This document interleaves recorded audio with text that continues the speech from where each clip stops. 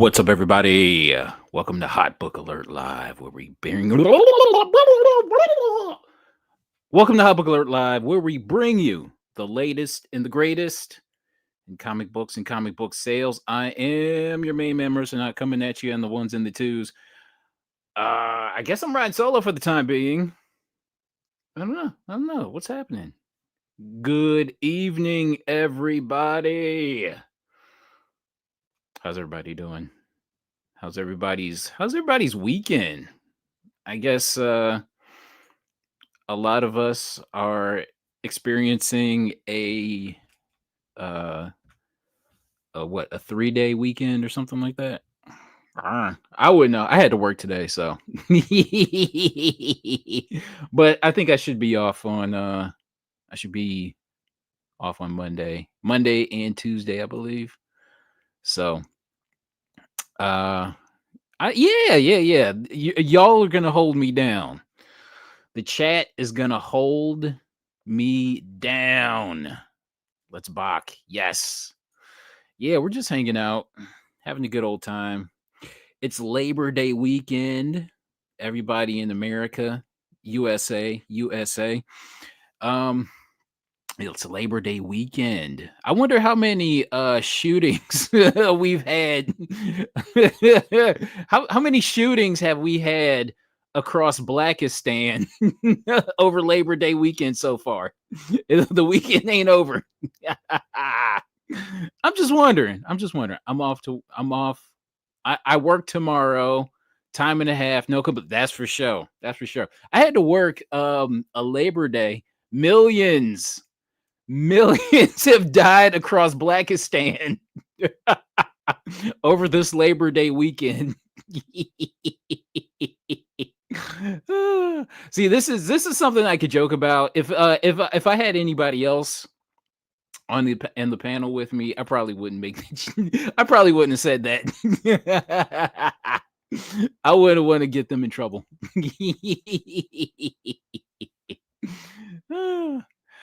So I wonder, like, multiple shootings across multiple cities across Blackistan. If anybody doesn't know what Blackistan is, it's the totality of hoods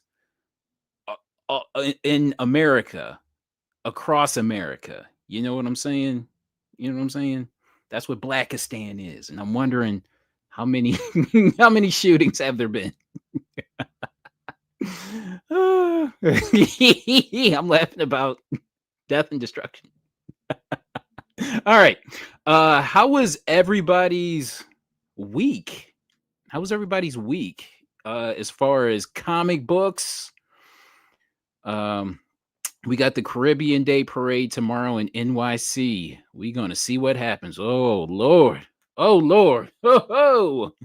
That's some that legitimately sounds like something I would steer clear of. I would stay so far away from that. I'm not going near that. Sorry. It's hot as hell in here. I need to turn the air on, but it like creates this background noise. I don't know. But I'm hot. I'm warm. But it's been cold for the past it's like the past week. It's been like cold. I'm not complaining. I'm just saying. No long short. Yeah, you know what I'm saying? It's Labor Day weekend, so it's like family stuff. Him and Dino. I'm pretty sure I'm pretty sure, it's like it's family time. Listen, I ain't got none of that. It's just me and Sylvester. It's just me and Sylvester. So I'm just hanging out. Haven't been to that since 99. I know that's right. Haven't been to the Caribbean Day Festival. You ever go to NYCC? No. You know what? Nah, it seems way too crowded for me. Okay, so this weekend was something called Comic Palooza, right? Where you have these different guys. Like it's basically comic book yard sales.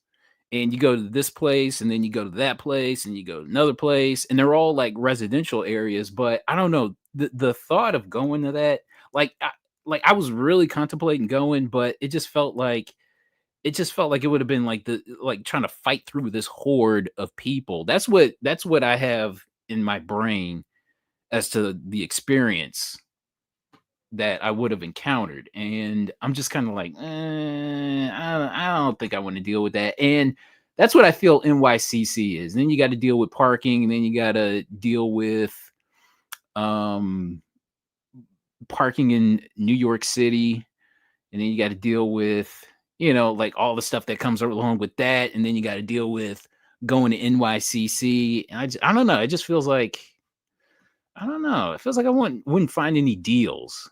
And it's like you really would have to, you know, you would really have to dig. Hey, Heroes Reborn, what's up, man? Get Sylvester a camera and a mic. I know, right? I don't know why I don't devote like more of my at least more of my Instagram to Sylvester. She's moving slow now. She's moving slow. What I'm saying, she's getting older, but we're I was telling Dino, we're keeping Sylvester together with duct tape. But yeah, she's but as long as she keeps her appetite, it feels like everything is okay. Like the second she doesn't want to eat, that's when I'm worried. You know what I mean? So, Heroes Reborn, I was looking at your Instagram post about Mark Spear's Monsters. And I wanted to talk about that. Let me see. Let me see. Can I pull up your IG? Let me see. Let's see. Heroes. Heroes Reborn. You had a post. Do I see it? Where is it? Because you had like a reply. Let me see. Is it in here? Here we go. Oh, okay. No, you actually had a response. You actually had a response. How old is Sylvester? She's at least, I would say she's at least 13 or 14. The first time I ever saw her was in 2012. She was the neighbor's cat, and it was in 2012, right? And then when they moved, they kind of left her behind. And then I took her in like 2013. But I would say she's at least 13, 14. You know what I'm saying?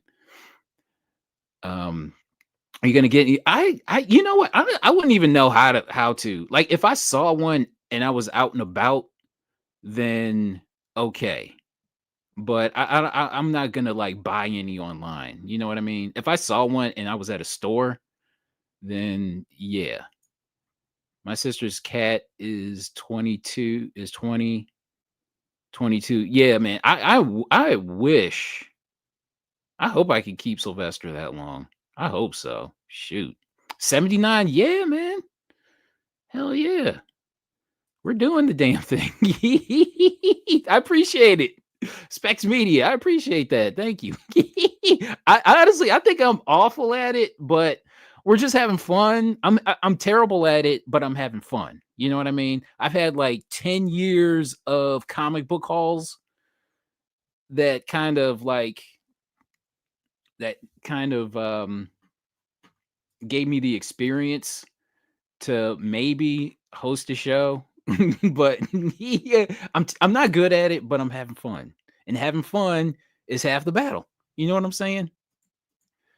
I'll send you a blind bag to open live. Just promise us a gold ticket. You'll send it to me. Oh man, a gold ticket. I don't even know what that is. Okay, I'm gonna show. Let me see. Let me see if share screen. Here it is. Okay, so this is your response here. Okay, so comic book true first. So let me see if I can blow this up. I'm gonna try to blow this up. Zoom in if you can read this. Okay, This is one of the most overpriced, overhyped comics in the last 10 years, and that's really saying something. Don't get me wrong, I like Mark Spears. He seems like a nice guy and a great artist, but so is Alex Ross. And Ross has a legendary cover career. If we apply the same logic, there are many Ross covers, da da da da da. Without the hype and pump, this book would be priced where it should be. The writing does not impress either, and there's no chance you could get me to pay premium for any Mark Spears Monsters comic outside of the ash can. Do you want a real buyer beware? See this book from Keen Spot at these prices. And then Heroes Reborn replied, um, you like Mark Spears, but don't know him. LOL. You lead with saying you've read it and then mention he's the creator of the book, the writer, and the artist. Name a triple threat like that and then post their body of work. Let me see.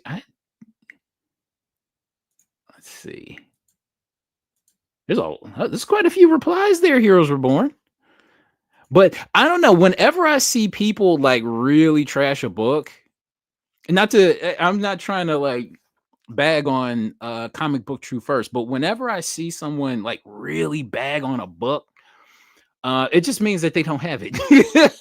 That's what it seems like to me. That's what it seems like. I don't know. Uh, Like, because I'm not bagging on it because I have it. You know what I mean? And I paid cover price for it. So Monsters is a fun read. Yeah, yeah. But that's what it seems like to me. Okay, 100% cool. You feeling that way? It's not for everyone. I have so many other books going up at NYCC in October. I don't personally know Scotty Young either, but I like his covers. I hope that clarifies my comment. Um, Need to pass. Okay, perfect take. Nothing wrong with that. Boatload of Alex Ross covers that are outstanding. Maybe even, but then you got to factor in the print run. You know what I mean? And the fact that nobody ordered this, and the fact that as far as Mark Spears Monsters, this Keen Spot goes, you got to factor in the fact, this really caught people off guard. Nobody ordered it because I remember this time about a year ago when I saw this at a store, and you know, I didn't see this at any other store, and nobody else ordered it. And this thing just kind of came out of the blue and kind of smacked people in the face unexpectedly. So that's something you got to factor in. You know what I mean? And I can't imagine a high print run on this. This book was very low printed. I believe again, yeah. I think this is very, very organic. This doesn't feel like a pump and dump. You know what I mean? So, and here's the thing: I'm personally not gonna pay, and I'm with comic book true first. I'm not really gonna pay a premium if I can find them cheap. Great, just like I did with these covers here. Like I think I found A, B, C, D, E, and F all at like a cover price. I found them all at cover price.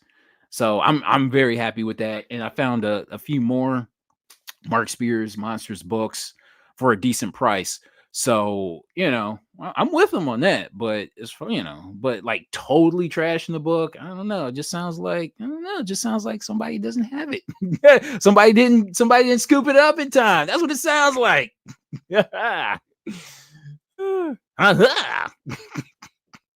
I jump on and explain and then jump off. The bride cover it got my attention of the series. Someone missed the boat. Yeah, that's what it seems like. That's what it seems like. That's what it seems like. Let's see. Uh, what else? Um, I'll tell you what. Uh, Hold on one second. Let me get back in. Uh, Hold on a second. Hold on. Beep, beep, beep, beep, beep. I'm trying to zoom out of the regular. I think everybody has abandoned me.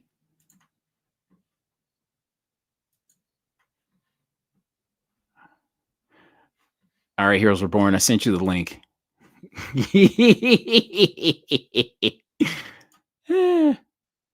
Bridezilla was fired for 3 months. Yeah, yeah. Okay, so the Bridezilla cover was like the really hot one that got everybody's attention. You know what I mean? And then everybody started to like kind of branch out, and then like collectors like branched out on the other covers. Like I'm surprised that that cover A was of monsters was going for something. So you know, you know, but it does, but the hype around that, it does feel pretty. It does feel organic. The only Mark Spears was the shark cover, and someone suddenly scary. Yeah, yeah, yeah. See, yeah, see. But yeah. How was my week? So I was out and about. Um, I think I like went to a store on Wednesday, and then on Thursday went to like a 25-cent sale. Like all the dollar books were like 25 cents, and I could have swore I was getting there at a good time, and I saw like three, four, five other people there. I was like, damn it. I was pissed. I'm like, these are my books. You get away. But I think I should have went there the day before because it seems like it was less people. But yeah, I found like a bunch of Star Wars covers, like Marvel Star Wars for for like 25, like modern Star Wars covers for like 25 cents. And it's like not a big deal. Not a big deal. Hey, now listening to the show on a new mesh. Mesh? What the hell is mesh Wi-Fi? Listening to the show. Did you say that right? Super fat mesh Wi-Fi. Hold on. I gotta look this up. Hold on. Hold on. Let's look this up.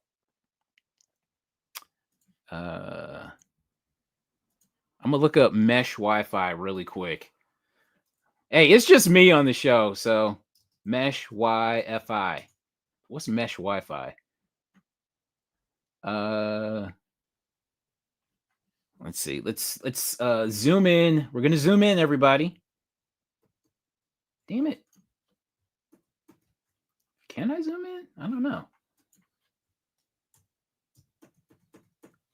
Okay, mesh Wi-Fi is a system of multiple access points that work together to create a single, seamless, powerful Wi-Fi network. Hey, hey, what's up? What up, dog? How you doing, man? Doing my Dino impression. What What's up, up? man? How you doing? I'm good, brother. Thank you for inviting me, man. Yeah, for sure. It's hard to sit there and try to, text everything on your thread and try to explain that real quick. Yeah. It was really I wasn't looking for any problems. They're cool. They're cool guys for the most part. Meaning, I like following some of the content. Mm-hmm. It's just that I didn't understand the post, and I was just like, why post something just saying, that well the thing is priced too high, so fuck the book. It's like, dude, it's where the hobby is right now for that guy. Mm-hmm. You know what I mean? If you're going to bring up a dude that has success 28 years ago, Alex Ross is one of my favorite artists, and some of his projects, what do you call it? Earth X and Kingdom Come are some of the greatest reads. I can still read that to this day and still Mm-hmm. be entertained by it. So so if you're going to throw Alex Ross at me, like, what has Alex Ross done right now, though? And Yeah. what has he done in the past 2 years that you can say, well, Alex Ross is not getting shine, but Mark Spears is? You know, Yeah. that was just my whole point. I wasn't trying to say Mark Spears is better than anybody, you know. I Mhm. like what he does. That's it. If I pick up another book like say like this, and I know you love this cover, you know, Ram God, you know, I love this cover. It doesn't mean that the book is great or anything, and it doesn't Show mean that that, again. oh, well, this is the metal. This is Hey, yeah. yeah, this is Massive Comics. They made a metal version of this book. And you can probably still get this on the Massive website right now. So anyway, but what I'm saying is the point is I love a lot of books. But as far as reading a book and keeping up with the storyline and Mhm. collecting it, Mark Spears right now, Monsters is hitting me right where I need to be as far as wanting to collect the storyline. So, I got you. you know, but I was just like, and then the weird part is, of course, when you got guys like that, they got like these goofy followers that think that I'm attacking him, so they all try to come out with some kind of sarcastic point. And I'm like, I'm not trying to debate with anybody. I'm just trying to tell you that it's stupid to say don't buy something. If it's the price is good for me, I'm gonna buy it. I don't give a shit what anybody says. Mhm. You know what I mean? I'm not being cocky and I'm not rich. You know what I mean? But if I want a book, I'm gonna buy it. You know, if it's $600, CGC 98, then I'm gonna buy it at 600 if it's good for me. But I'm not gonna tell hundreds of people stay away from it. It's stupid because where do you want the hobby to be at some point? Either you want comics to be good or you don't want them to be good. You know what I'm talking about, right? How many times have you mentioned, look, why complain about a movie? Let's say a comic movie. All right, fine, you're a Marvel guy, but you're gonna talk shit about DC. Just be happy there's movies out, that there's something for us to watch. Good or bad, it's there. Somebody's trying and they're giving it to us. You know. I got you. So And another point about like Alex Ross is that like his covers are like everybody knows when an Alex Ross cover comes out. Like nobody's gonna be caught by surprise yeah. by Like by this. Alex Ross. Like this. This is legendary. Yeah, You know? That's legendary. Look at that. Look at that signature. Look how beautiful that is. That cover art is just it's just the best. And then he's always had a legendary signature. And then this is a tough book. This is something highly collectible for anybody who's chasing a book. But I'm not going to hmm, tell you, oh, don't go out and spend $200 for it. It's whatever you want to do. You know what I mean? It's ridiculous.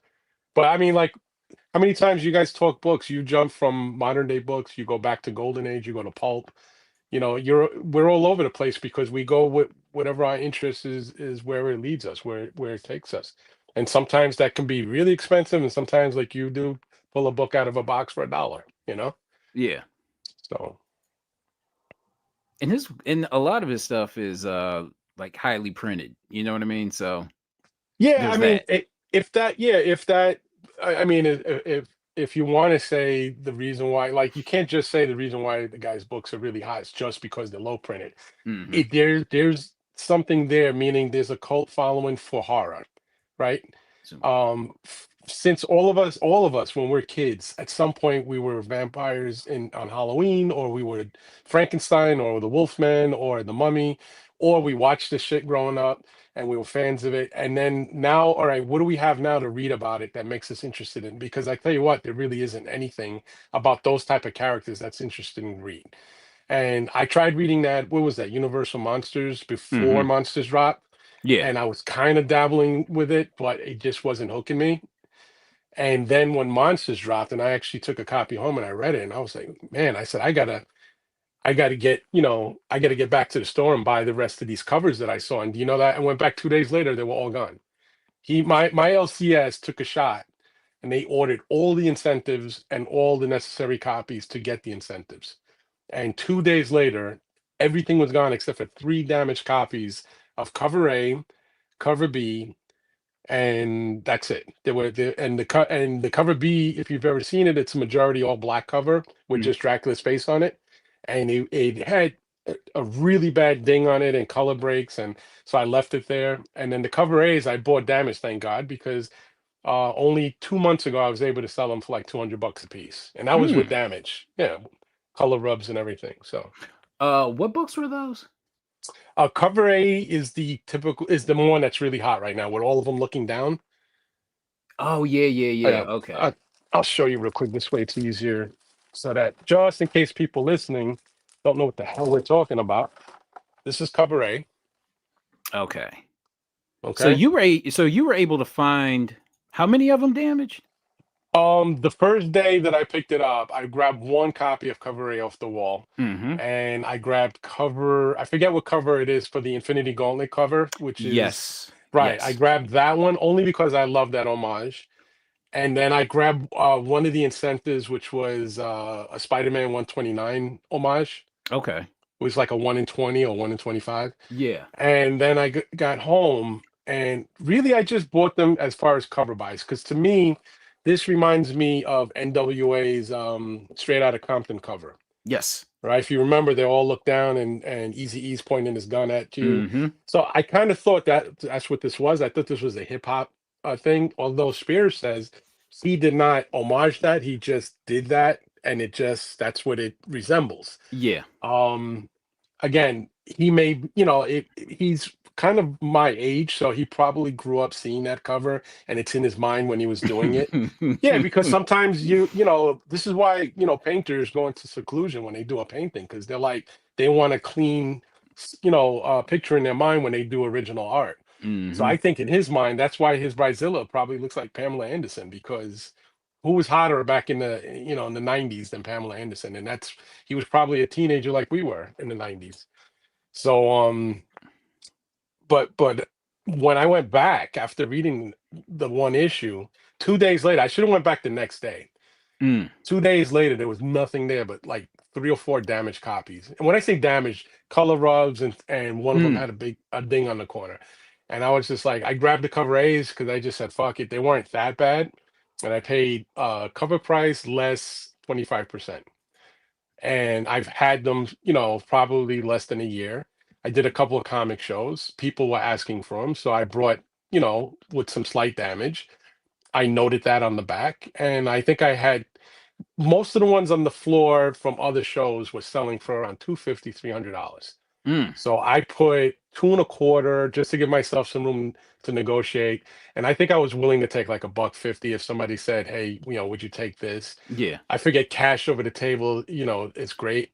One guy just said, would you take 200? And I took it. And then not even 3 weeks later, same show, but 3 weeks later, the second one I had sold for the exact same price. Because Mm. somebody asked me, what was the last, like I said, my last sale was 200 on it. He said, would you take it again? I said, yeah. And they took that one. And they saw the little color rubs on it and stuff. But it's a hot book, man. Damn. Dude, listen, the average sale, forget about the highest sale. The average sale on this is somewhere between, I would say between 6 and 750 on a Yeah. 9.8, not a signature, just Mhm. a 9.8. And there was one freak sale that went like $1,100, I think, like a Yeah. 1,080 or 70. I think I sent you that too because I figured maybe you'd want to bring it up when you were on the with Ben. Mhm. And I thought it was like insane. I was like, are we finally seeing like is because you remember Walking Dead hit 1,000, but it hit 1,000 like 5, 6 years later. I remember when Walking Dead 198s were like 350, $400 for like two Mhm. years. Yeah. And then I think once they got option, then it doubled. But I don't remember a Walking Dead number one $1,000 sale until like 4 years later, which was, when the book was really kind of really picking up, somewhere in the 40s, I think issue 40s or issue 30s. I remember always 1 through 5 was crazy expensive, like right away. Yep. Like you couldn't get a 1 through 5. First of all, you couldn't even find them. But when you did, like 1, 2, and 3 was always like the most expensive ones, and then 4 and 5 was still kind of affordable, but they were still pricey.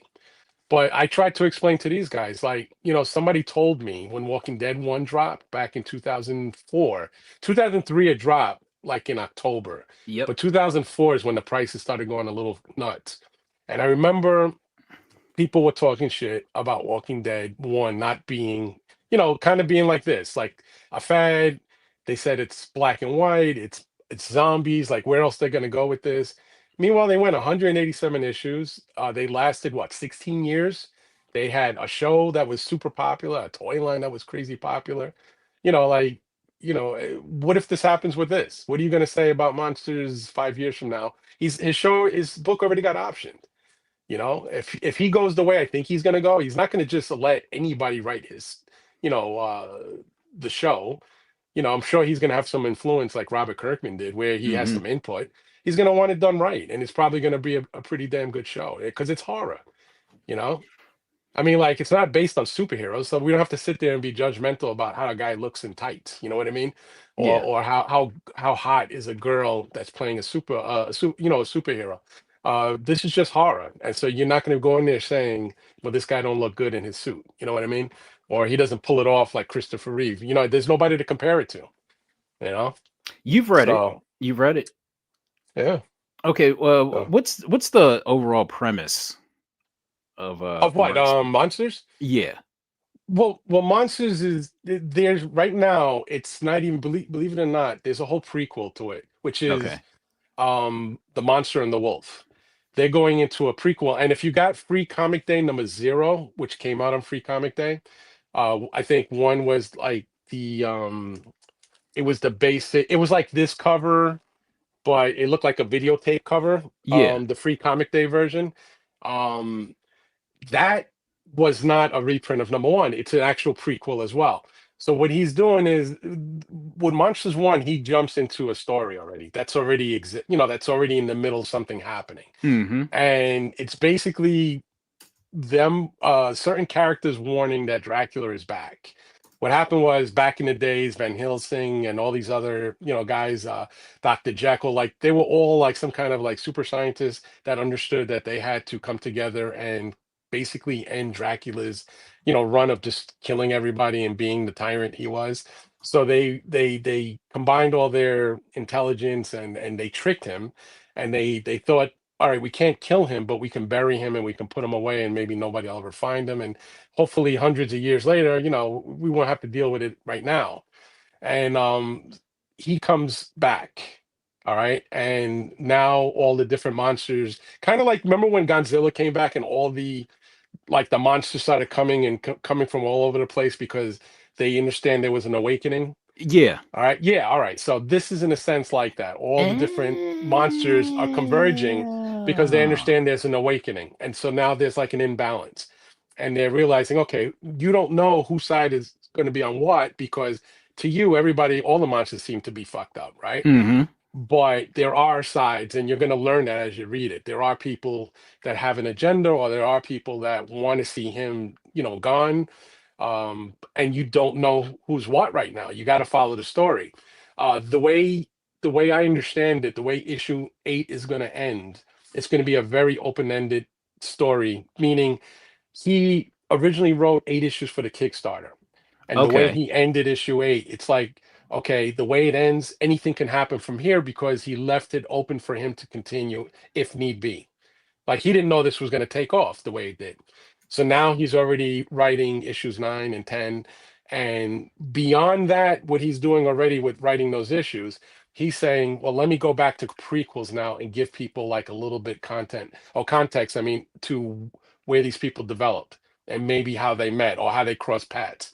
Mm. So now Monster and the Wolf, which is going to be probably based on obviously like the monster, which is Frankenstein. And then you're gonna have the wolf, um, and there's going to be a lot of other characters within that storyline because again, you're going to start seeing why people know each other from maybe a couple hundred years ago.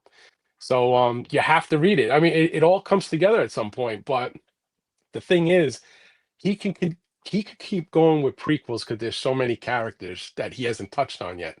Like some people alluded that they heard some information that he's going to be doing something a prequel on the Mummy, which is the chick you see inside that cover, like Yeah. she's inside the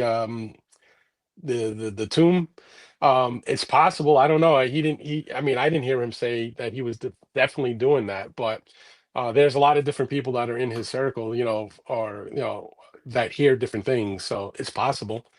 But there, I don't want to even spoil it for the people who haven't read it yet. There's going to be a trade that comes out where if you don't want to go out and spend hundreds or thousands of Yeah. dollars on chasing down the run, just buy the trade. Buy the Okay. trade. The trade is going to go, I think, the first 4 issues, and then another trade will come out with the last 4 issues. And then this way, if you want to keep going with it, you can start collecting Monster and the Wolf, or you can go forward and go after issues 9, 10, and forward. But I think the trade is going to be huge because that's where you're going to get the people who are going to buy in cheap to read the storyline. And now you're going to start seeing, okay, now I want to get. That's how we got the Walking Dead people. Mm, What happened was, remember when Kirkman went and started doing the omnibuses or the little trades, the little hmm. hardcover trades. People were able to read the story and started realizing, shit, this is good. Now I want, if I'm going to collect something and it has some value, let me go chase that back because I love it already. Because it's easier to spend money on something you love. You I know what I got you. mean? Like it's hard for me to go and spend like somebody tells me a book is $1,000. And if I don't really give a shit about it, I'm not doing it because I think it might be something. I better Mm, like it. I got So you. yeah. Thank you. Yeah. I don't know. It was like I was trying to figure out how do I text that into like a couple of sentences. I It's feel like impossible. You can't I do know it. I You feel like can't I do screwed it. up everybody's night because they're like, wait a minute, are we doing hot box or are we gonna hot box, hot book Ah, alert, or are we talking about Mark Spears? But not trying to take over his show because his show is fantastic without talking about Mark Spears or any drama. So that was funny though.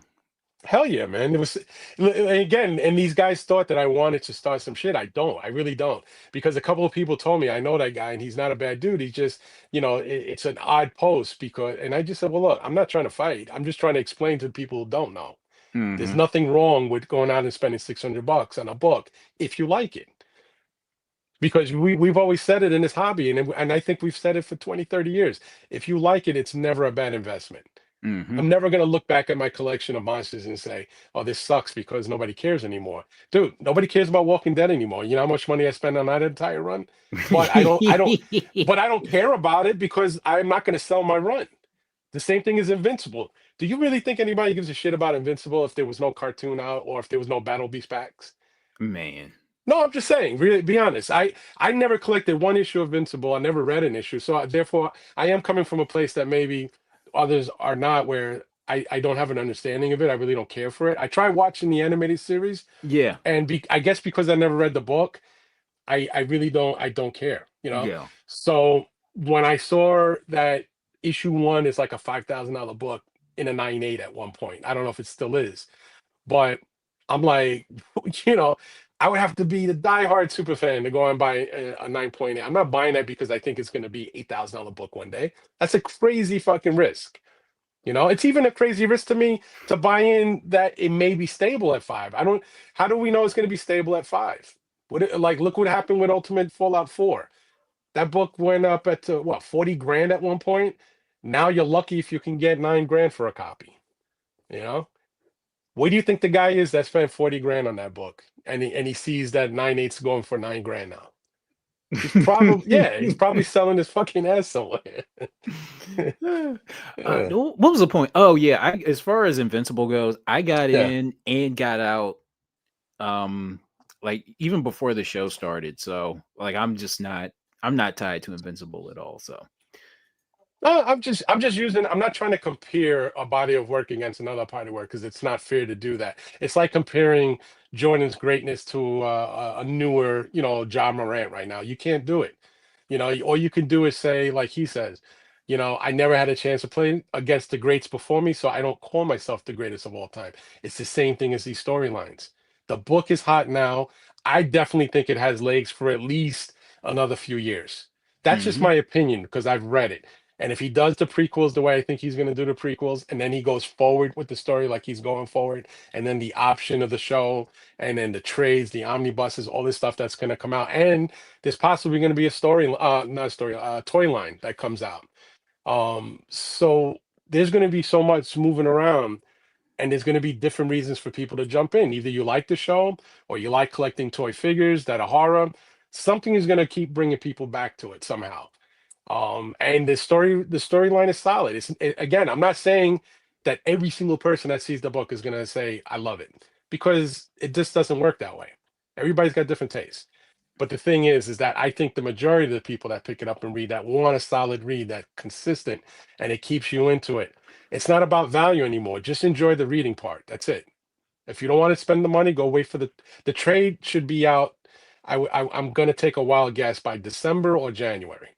Just a guess. I can't guarantee. I don't know, but Okay. but the way it seems, the way things are lining up, and issue 8 should be dropping around January, I think, or so.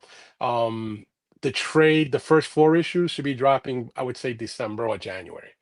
And I think everybody's going to start saying, all right, I got to read the first four issues for cheap and I love it, or I don't like it, but at least give it an honest read, and don't start listening to people talk about values of books and why you should get it or not.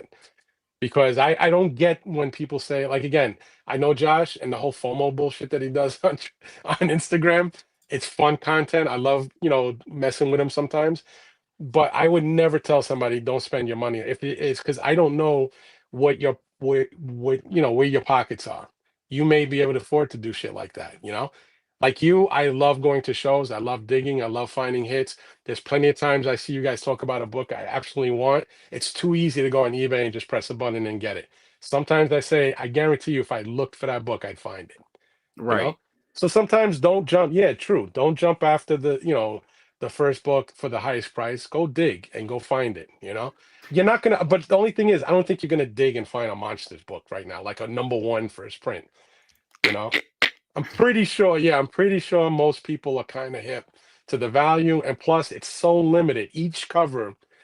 Most of them are limited to less than 2,000. The one or two copies that are limited to more than 2,000 are barely over 2,000. Cover A is less than 3,000. And I want to say cover A is probably somewhere around between 22 and 27. It's definitely not greater than 3,000, because Spears kind of gave us an idea of what it caps off at. And he alluded to numbers way less than 3,000. So How much did you say for cover A as right far as now, the print run? oh, the print run. As far as print I'm gonna, run. yeah, I'm gonna say it's probably somewhere between 22 to 27. That's 2,700. It's less than 3,000, greater than 2,000 for sure. Mm. And then all the other issues start, like that. Cover B is less than 2,000. It's like, I want to say cover B is somewhere around 1,300 or 1,400. And then some of the other, like Bridezilla is around 2,000. Um, there's a couple of others. I can't think of them off the top of my head, but Hmm. the Infinity Gauntlet one is like, I think 1,900 or something, or 1,700.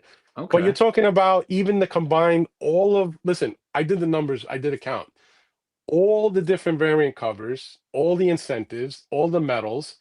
I mean, everything. I'm talking about everything. Everything that's limited, all the foils limited to 50, limited to 100. I added them all up. It's less than 12,000 copies of a first print number one if you include every incentive, every foil, every medal, and every variation of number one. All right. Less than 12,000. So that's still a ridiculously low, low number for such a hot book. So So, that signature series, you were there at the show in Alabama, right? In Huntsville. yeah, I went to Huntsville, and then a few months later I went to FarleyCon, which was in Tennessee. So I could So do that. I is could that do where that you now got because I'm the retired. So, is huh? that where you got the signature? Yeah. That one? I mean, listen, I get, no, that one actually, I bought that directly from him.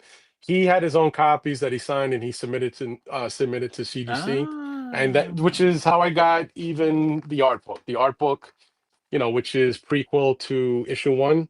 So if Yeah. you want to see like the original art before issue one dropped, this is what he did to promote it before, like months and months before issue one dropped. So he still had his own copies. He got a 9.8 on this. He signed his own copy. He got them back. He brought them to Huntsville, and he only had two at Huntsville and a 9.8 signed.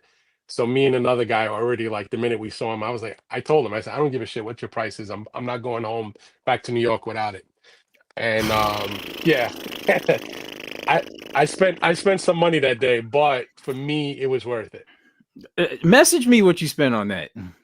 Yeah, sure. Yeah. I can message you with a few prices on some of the stuff. Uh, listen. The raw copies of all of these first print number ones, like Bridezilla and Yeah. Cover A, Cover B, there's not one that I have found at a show, even with some slight damage, that right now aren't selling for in the vicinity of 250 to $350, and I'm talking about not dead mint. A Hmm. color rub or a little warpness or whatever, anything that kind of brings down the price a little bit. So, I got you. but I've seen them go for between 250 to 350 raw.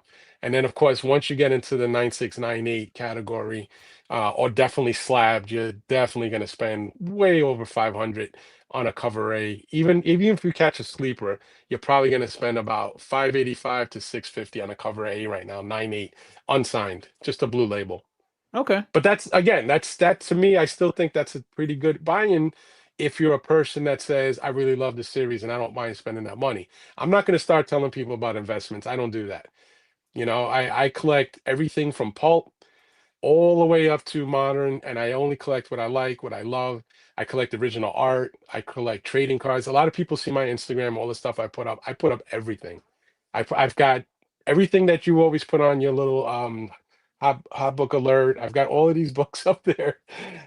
I so it's not just me and Mark Spirit. I collect Golden Age, Silver Age. I spend a boatload of money on a lot of other stuff, but I it's a passion for me and I enjoy it. I will always have. So Okay. that's Well, why I don't tell people how to collect. I've seen people I show that specifically only do one thing, and I'm like, they ask me for an opinion one day, like you're doing now about Mark Spears. I tell them about it, or I tell them about a different book, like why is this good? Why do you think that's a good investment? And I said I hate using the word investment because don't ever buy anything, especially when it comes to hobbies, collectibles, and think that you're gonna have some down the road, you're gonna flip it and it's gonna solve a problem for you. I mean, the one thing you can guarantee about a lot of books is that if you put, let's say, $50 into a book and it's definitely worth 50 or 100, you're going to get somewhere in that ballpark back at some point. So in a way, you do get a return if you bought smart and you kind of got something that's legit. But I'm not going to start telling people, I guarantee you this is going to be worth money, because I'd feel really bad if something didn't work out and then somebody's saying on a YouTube show 6 years from now that I'm the one who said some shit, because this shit never goes away. Everything you guys record and put on these shows, you can go back what, 3, 4, 5 years back to the COVID years, and you could still bring up what you guys said about certain books, and somebody really wanted to be a jerk off, they can say, "Well, you said," I don't want to be. Yeah. nobody better listen to me. I don't know what the hell Eh, I'm talking about. well, you got to just take it for entertainment. It's no different than enjoying the hobby. You enjoy people talking about the hobby. I can I be in a used to comic store. Yeah, go ahead. I used to put on for entertainment purposes only. On Yeah, the that was my disclaimer yeah, for my uh, that was the disclaimer for my haul videos. But I'll tell yeah, you what, you want to stick around? We're gonna do some prices for as long as yeah. you I'll keep my mouth shut until you as pass. long as you're So you able. pass. Yeah, right, right. All right, Yeah. let's get into some sales. All right, so we got Fantastic Four number 5, CGC 4.0. So this thing sold for $6,799. So this was a buy it now. So I've got a 4 or 5 of this. So I'm kind of Mm. curious as to what these things go for nowadays. Uh, uh, what But is you this? Is this would is would this no, go ahead. would you risk selling your book at auction, or would you say if you were going to part with one? Because I know you have two. I think you said you have two copies. Would For you? a CBCS and a CGC, both in 4.5. Right, but more than likely, if you were to sell one, you would just put it at a buy it now with a best offer and then entertain offers, right? You wouldn't put it at auction. No, Yeah, because it's too absolutely not. risky. Unless you put a Yeah. reserve, and I hate reserves. Shit, So, and on top of that, if you don't sell, you still got to pay the reserve. You'll still have to pay a fee on that reserve. So, right, yeah, exactly. Yeah. to me, that's not worth it. The only thing I can tell you about this book here, in my opinion, is everything Doom is going to go nuclear. He's probably hands down one of the greatest villains created by Marvel in the history of superheroes, right? Um, Hmm. Thanos, of course, there was a great movie about him, but before that movie, was anybody really saying Thanos was the shit? Doctor Doom has been the shit since day one, since that book. And with Downey Jr. playing some variation of him, and however that story comes along, if it comes along right, I can tell you right now, I have the original Iron Man, the first Rittenhouse trading card set with the signed inserts, Yeah. which is considered Robert Downey Jr.'s rookie card in a sense. And I have the signed insert that I pulled out of a box, right? That book, that card during COVID ran up to around 12 or 14 grand at one point. Now it's settled down to around 6 or 7 grand. A guy Mm, hit me up the just 2 days ago okay. and said, would I be willing to sell that card to him? Nobody, I've had people joke around or toy with the idea of buying my cards, Yeah. but this guy said, I specifically want that one Robert Downey Jr. card. I'll give you 6K for it. And he said, just so that there's no trust issues about whether I try to get my money back by doing a scam or whatever, I'll send it to your friends and family. And I just said, dude, I said, I don't know. I said, let me think about it. I said, I don't need, it's not about money. It's really like if I take your money, I'm obviously going to use it to buy something else. But I got to think about it. But the reason why anybody's even asking me about that card is because of this next movie. You know, if Robert Yeah. Downey Jr. just stayed retired, do you think a guy would be calling me up or texting me about 6 grand for a card? So I think the anticipation is this guy thinks that it's going to go back to a $10 or $12,000 card because of the movie, and he's probably going to flip it himself, if that, or he's just a diehard collector and he wants it. I know it's a crazy rare card, so but this book is a great investment at any price at any grade. I had a point five that I flipped, and I don't have a personal copy. Okay. I feel that's I'm kind of like I think Dino's another one that keeps saying I've had opportunities, but I was too, the price is always just it seemed outrageous. This Yeah. book has never been cheap. It never has. I Does don't this recall does this look gettable at a what 4? what Is I grabbed that for that price, you mean? Yeah. Is it to you? Probably not, because I'd own one already if I wanted it at that price, and I wouldn't spend that much for it. Mm. I'd have to wait. Like I'd rather play the long game. I'm not saying I wish the movie's going to be bad. I don't wish that. Actually want to see a good movie, but I would wait till somebody, because I get a lot of people come to me with collections or individual Y books. Yeah. Eventually, somebody's going to say, "Hey, man, I like. Listen, I just bought a number four, the first Silver Age Submariner. Yeah. I can tell you, I don't give a shit who hears. I paid $350 for a point five. The only reason why it's a point five because it's missing the pinup page in the back. It doesn't interfere with the story. Mhm. Now that book has already sold a couple of times at between $600 and $700 in that grade. With a missing page. So I'm like at 350 because the guy wanted four, and then he kind of like when he saw me hesitate, he was like 350. I was like, I'll take it. So yeah, but I'm saying, but that's what happens if somebody comes to me with one of these books. I'm not going to pay that eBay price. I'm sure at some point they'll understand they're coming to kind of even though I'm primarily a collector, they're still coming to a dealer about it in a sense because I do shows every month, and I do, I'm going to be doing New York City Comic Con. I do big shows, so they're going to know he's going to be looking for that space to make money. So I have an advantage. So people who do come to me with these kind of books, I know I'm going to get it for way cheaper than that price. So I I'd got rather you. just I'd rather just wait. Okay. Yeah, That makes perfect sense. All right, another book, Tomb of Dracula number 10. I have this book in this exact grade, me too. 9.2. White So, pages. it's Mine tough is to mine. I can't remember. I can't Yeah, remember. mine I is. would say probably, off-white to just as play it safe, I would uh, say off-white to white. right. Mine is white pages. I bought mine for $150 like 20 years ago. Raw. I didn't buy it graded. It was raw. Yeah, So God, yeah, I bought mine exactly 10 years ago. It was raw, yeah, and it was like a couple days after the 4th of July, right. 2015, and, got it raw, and I really didn't think anything of it, and Yeah, then I got it graded, like, a few years later, and I was just like, "Wow." And then when it came back, because I was expecting maybe an 8, you know what I mhm. mean? And then when it came back a 9 too, I was, like, Home run. flabbergasted. Yeah, Yeah, home run. Yeah. yeah, love it. Um, so this thing sold for 2,200. Um, It still is what it is, man. It's a tough book. With yeah. all the years you've been going to shows, how often do you really see that even on a dealer's wall, even in low grade?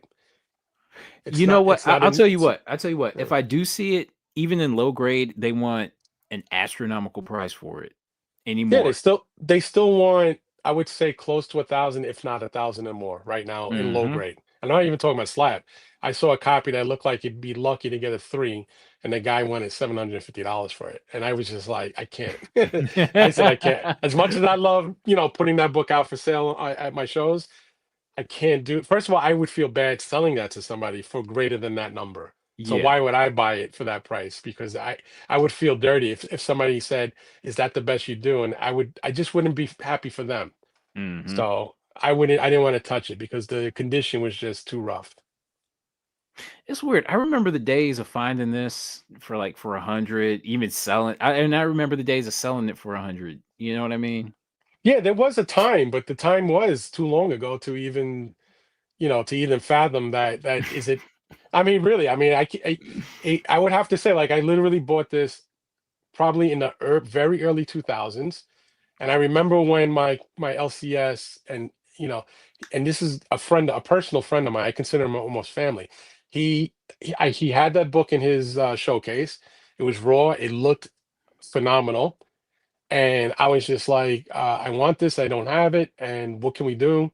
And I remember when he slid that across the counter back to me after I gave it to him, and he just said, "It's yours if you want to do 150." And I remember that seemed kind of weird to pay back in like 2003 or 2004. And then leapfrog, let's say 8, 9 years later, I finally had it cleaned and impressed, slabbed, and it came back a 9.2 white pages. And Yeah. same thing as you. I saw it, I was like, home run. I'm never gonna do better than this ever again. There's no way I'm gonna find that raw for that kind of a price and then have it come back like that or better. So I just stayed with it for that's gonna die with me, that book. I'm never gonna try to upgrade it. I hear you on that. Yeah, it's just too expensive at this point. Try go see what a 9.4 or 9.6 goes for. Yeah, Forget about it. yeah. Amazing Spider-Man number 28, a CGC 9.0. Damn. So Hmm. first mold this book has always been tough. So this 9.0 sold for 48.50. Hmm. Buy it now. A 9.0. I would say the closest I have is it looks nice, but there's a sub crease running right down the middle. Everything else is perfect on it, pretty Hmm. much, but you got that damn sub Is crease. is it slabbed or is it raw? It's raw. It's Because raw. I bought a slab copy, a 4.0, and it actually it presents better than the 4.0, and Uh that's huh. why I grabbed it. It's a tough book because it's all friggin' black, and then we all know the condition of Marvel Silver Age covers back then. Um, it's uh con- the fact that it doesn't have a billion creases and color Yep. breaks on it. So for 4 I was like, well, that would be probably the lowest I'll ever go in grade as far as owning a copy of that, because everything lower than that looks horrendous. But it's a super tough book. I've never seen a copy that looked better than a 6. Never. Me, you're And right. if Right. and if I have, it's only been on shows, or like if you go to Metro, like you see these big time dealers at Comic Cons that have like these type of grades. But I've never seen one at a LCS or at a small show with a small dealer. I've never seen a high grade copy of this. Always seen mid grade and lower. It's a super tough book, man. I Hmm. mean, to find in acceptable condition. Yeah. So I think this price is really, like, it's really reasonable. It doesn't look reasonable, but it really is. It has nothing to do with that character not being a big character. It has to do with that book is super tough to get in a high grade. Yep. So Yeah. it's basically all condition. Yeah. I know like the condition snobs. That this would stop them dead in their tracks. Hmm. That I know. Yeah. All right, look at this. Detective Comics 140, a CGC 7.0, sold for 23,000. Now this is my comic shop, so Yeah. you really can't be too sure, but we'll just say it's in the ballpark of Right. 23,000. First Right. Riddler. Um, strong price. Well, yeah. I'm gonna tell you. I'm gonna tell you really quick. I'm not gonna go on too long. The last show was at, which was about 2 weeks ago, Okay. Route 110 in Melville, Long Island. I'm sure you heard this guy's name, Mike Carbonero. Yeah. All right, he's a I've legend. seen him. I've seen him in the As flesh. right, as wild as he is a legend in the hobby. Meaning he's done everything from everywhere. But he had a first appearance of Robin the Boy Wonder Okay. in his little showcase. Yeah. In that same showcase, he had a Captain America #3, which is a Red Skull cover. Matter of fact, I think it's probably the earliest Red Skull cover. He also had a Superman #3, and he had an FF1. And I remember everybody was sitting around the table just gawking at all these books. And somebody said, "Which one would you take?" And I'm not a huge DC guy at all, Okay. but I said, "I take the first Robin." And they says, "Why?" And I said, listen, I've gone to a billion show, and New York is probably one of the meccas as far as where a Comic Con can be held. New York City Comic Con. I've been going to that show since probably the late '90s, and I've been setting up at that show since 2014. But I've been helping friends at that show since 2004. I've seen every big book you can imagine in New York. I almost never in my life has ever seen a first appearance of Robin, ever. My LCS had one copy come into their store like 20 years ago, and the price was like 13 grand back then, and he passed on it because he just said the number was just it did seem outrageous. But little did we know, you go fast forward to now, I've seen that book now twice physically in my life. And like again, I've seen Action Comics 1, I've seen Marvel Comics 1, I've seen Detective 27s, I've seen them all, I've held them all. I've even had opportunities to I've owned multiples of AF-15s. Hulk, I own a Hulk one. I've had a lot of good books, and I've never seen that first Robin. So a lot of DC key books are really, really, you know, uh, hard to attain, and Mhm. especially in good grades.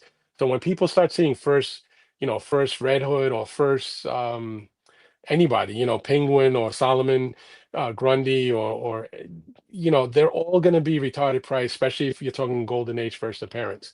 You know, that's why most people chase the bronze first appearance Yep. because it's, of course, the medium. It's like, all right, I can't go to Golden Age. It's just ridiculous because you're going to spend 8, 10, 15, 20 on, depending on grade. At Mhm. least a Bronze Age first appearance, you can still get a really nice key book, probably less than 1,000, Yeah, in high grade. yeah. Yeah, I've been harping on the Bronze Age for as long as I can remember. It's still, and honestly to me the Bronze Age is still gettable. You can get these iconic characters for a really reasonable price. As far as the first Robin goes, to me that's like the one, two, three, probably the third, probably in the top three of first appearances, in my opinion. Have you ever seen one in person? I don't think so. No. Okay. Like I said, I've only seen twice in person. And this one that Carbonero had was actually in really nice condition, but he did admit right away Mhm. that it had restoration. So Okay. my concern was the one restoration I really can't accept is trimmed covers. I can deal with color Exactly. touch. I can deal with glue on the cover. I can even deal with that somebody at some point tried to professionally restore a book by adding a piece. Sometimes they're so good you can't even tell. Mhm. But I can't, for some reason, get past trimmed. Especially when you see trimmed on all three sides. Like that Yeah. really drives me off the wall. Trimmed on one side, it depends on the book, and the price. Maybe trimmed on one side. Like I almost bought another Hulk one that was in a 5.0 purple label, and it was trimmed completely on one side, but it was trimmed poorly. Like you could see it slant. Yeah. And the guy only wanted, I think, 6 grand. That was like where we came to in negotiating. Mhm. And I said, it was at Elite 11, which was last year.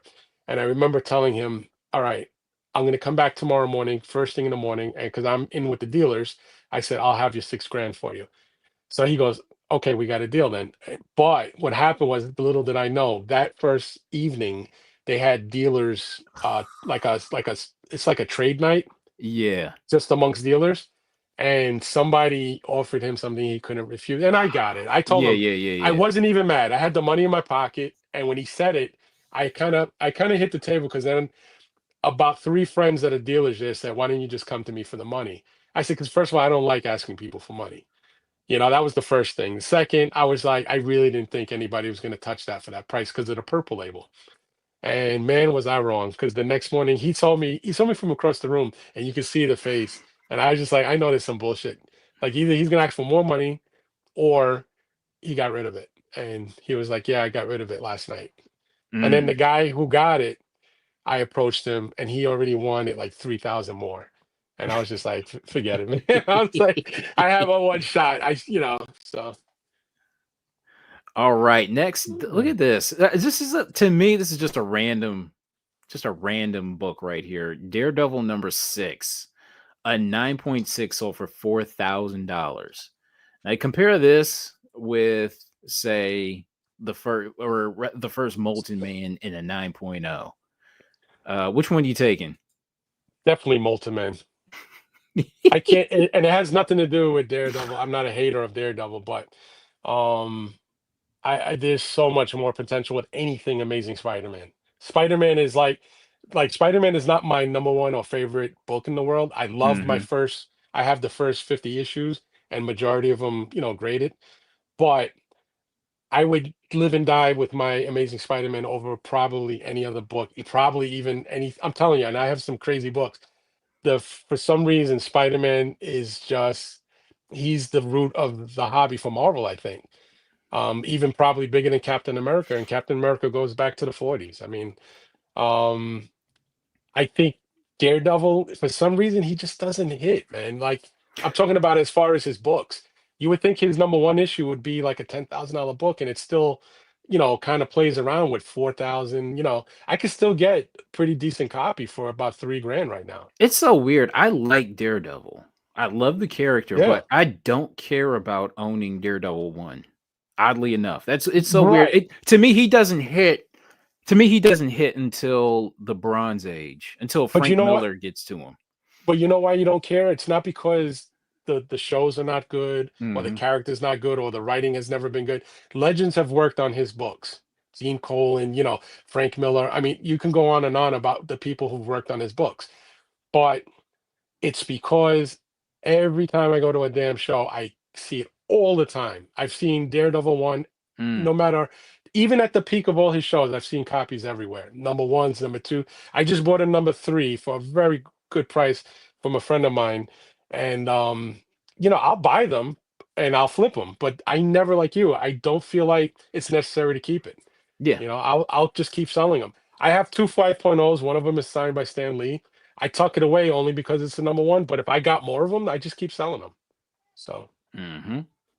All right. 9,000 comic diamond warehouse closing lot. Variance keys. This sold for 5 grand. Well, to me, this is like the ultimate blind box.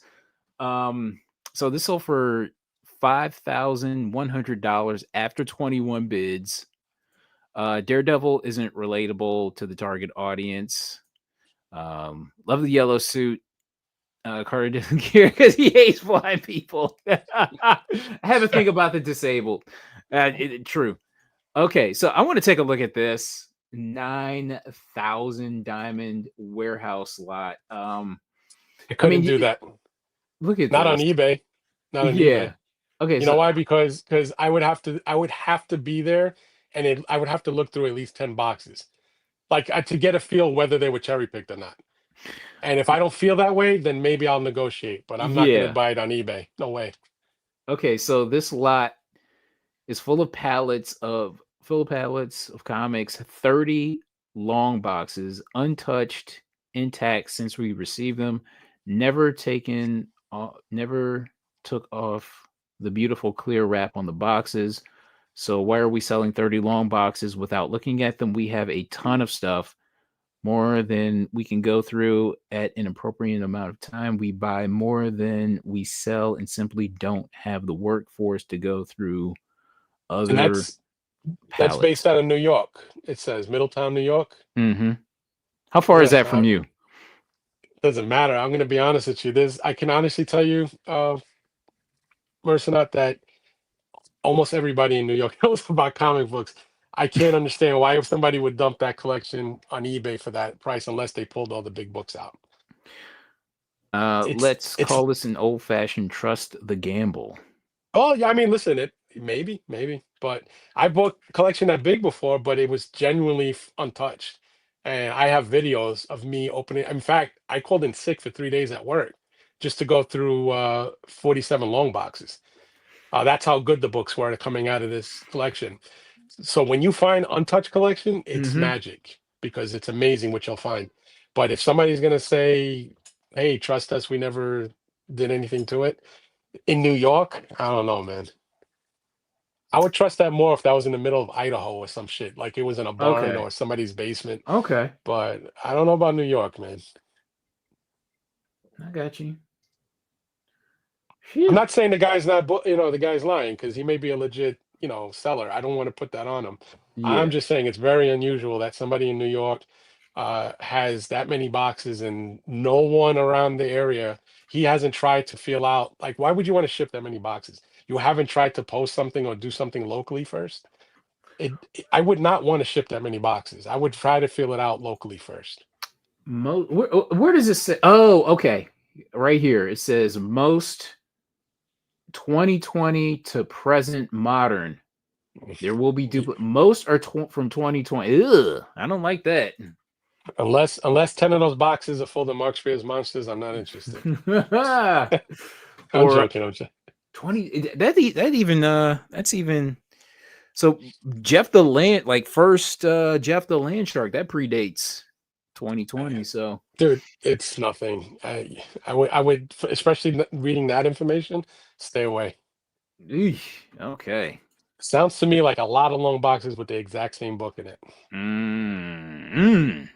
I'm looking forward to seeing the feedback on this sale. Okay, to me, this is another book that it's another number one that I wouldn't care about owning, but this thing sold.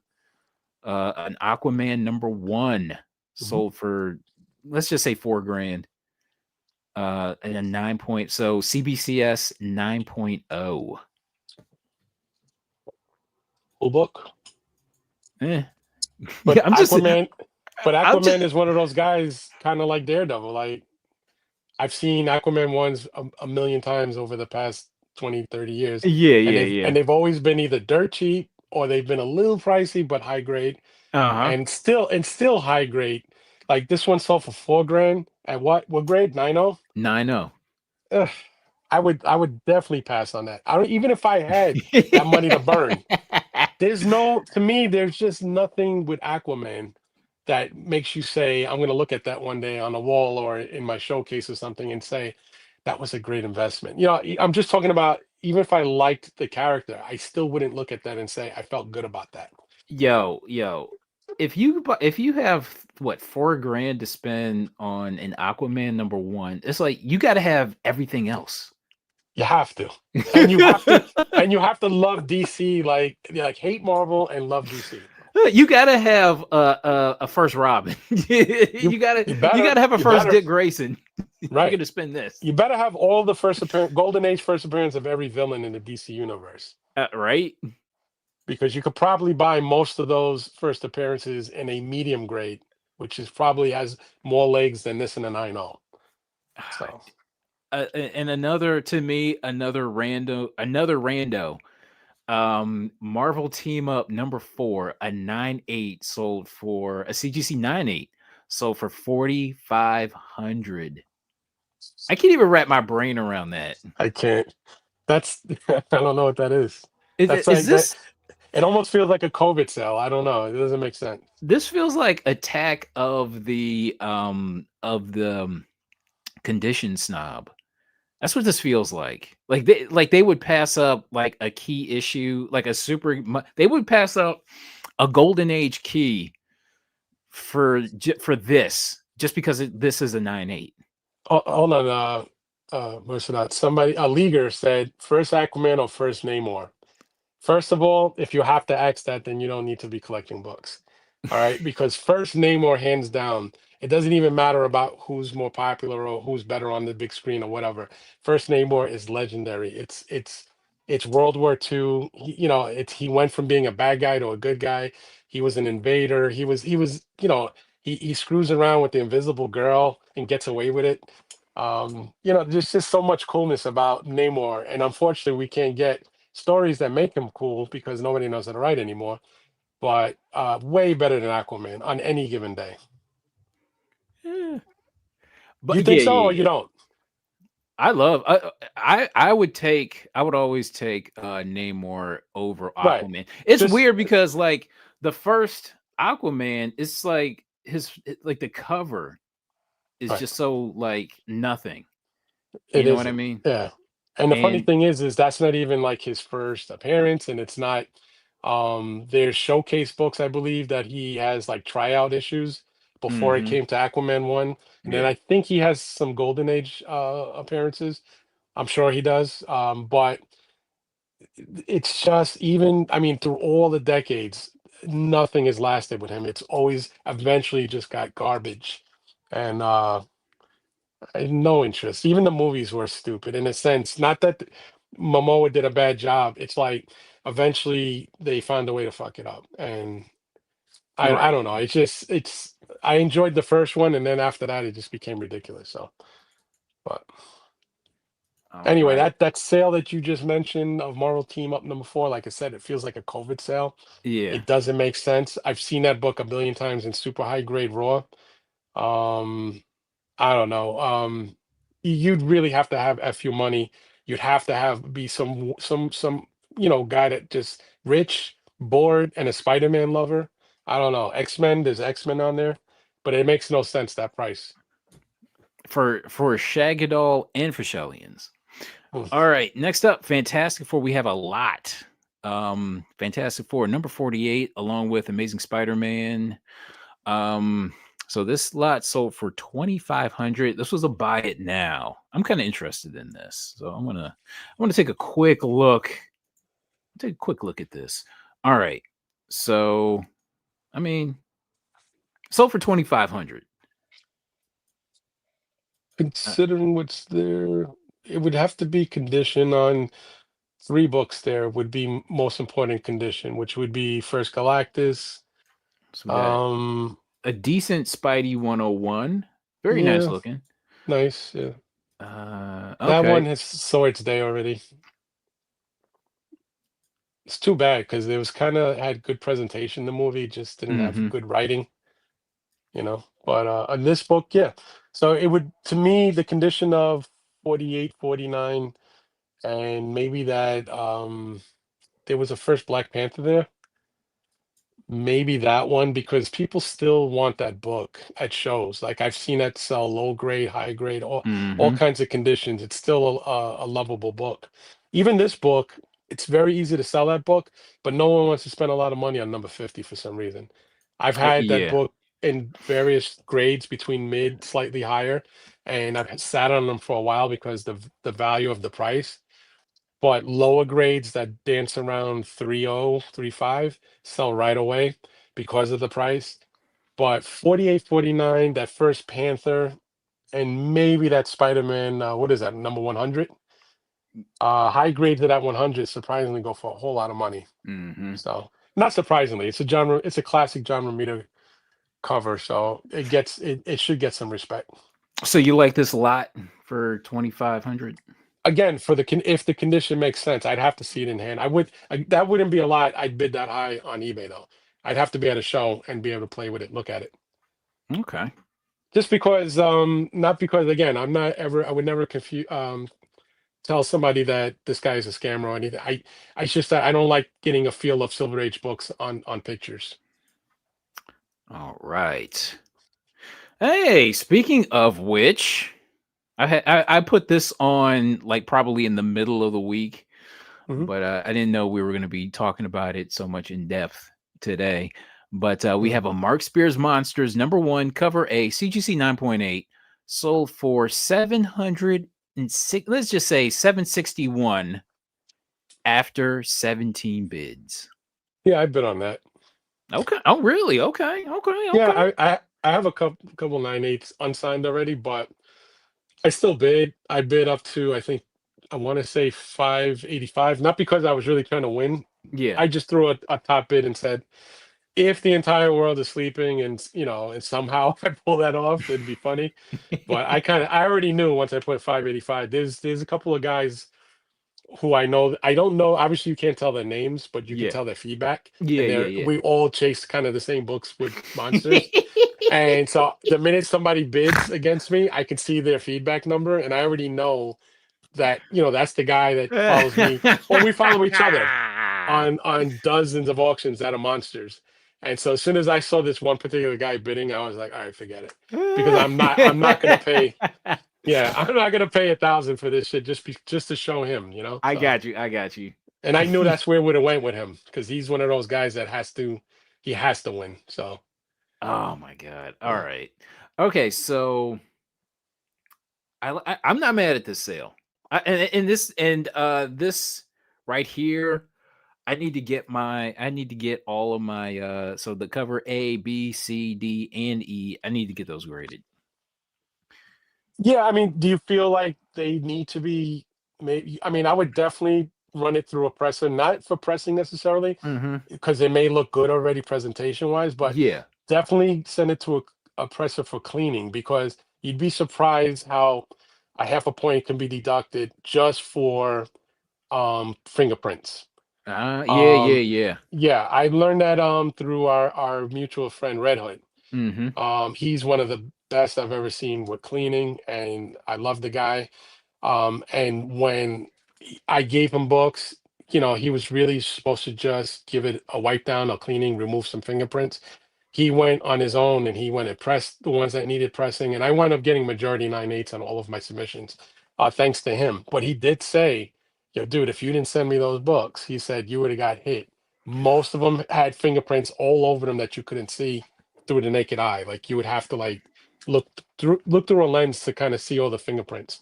So I haven't looked at mine in months. Are those aren't those card stocks? Card stock card covers? stocks, and some of them have that kind of gloss to the card Yeah. stock, which is in a sense almost like a foil, because when you touch a foil, it picks up every fingerprint in the world. And Mhm. even that cover B, which is a primarily black cover, Yeah. that one, the minute you touch it, you can actually see it right away. You can see, your fingerprint all over it.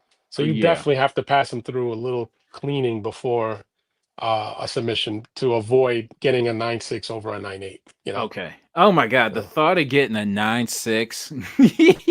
I'm jumping out of a window. well, unless you do, yours are not signed, so put them in for a 9/8 pre-screen, and maybe Mhm. you'll get that thing where they want to take your money for the full grade instead of just sending it back with a 9/6 Yeah. pre-screen. So just put in for the 9/8 pre-screen, and maybe you'll get blessed. Hell yeah. Yeah, All right. Look at this. Now, this thing was yeah. okay, so this came back so this is a CBCS Mhm. 8.5 Wonder Woman number 28 um steampunk variant. I love this book, by the way. I know Now, you do. CBCS Yeah, 8.5 still sold for $500. yeah. I'm blown away. I'm Now, completely blown away. does that book come with a newsstand version of this? Oh no. No, well, it's a 1 in 25, so I can't imagine. All No. right, so it's probably no newsstand. Right. Yeah, that's a strong sale for that grade and also that company. Mhm. Usually you might see that with a CGC like a 9.0. 8.5 kind of falls, especially for a new book. Yeah. 8.5 falls into a number range that I'm like, for a new book, it shouldn't be an 8.5, you know. But For an it is for an it's 8 I will say this, for an yeah, 8.5, just crack it out. You're better off right. cracking it out. Put it in a my light, you Yeah. know. That's it. But I wouldn't want to see it in an 8.5 CBCS slab. You've been talking about this book for years. You, Mhm.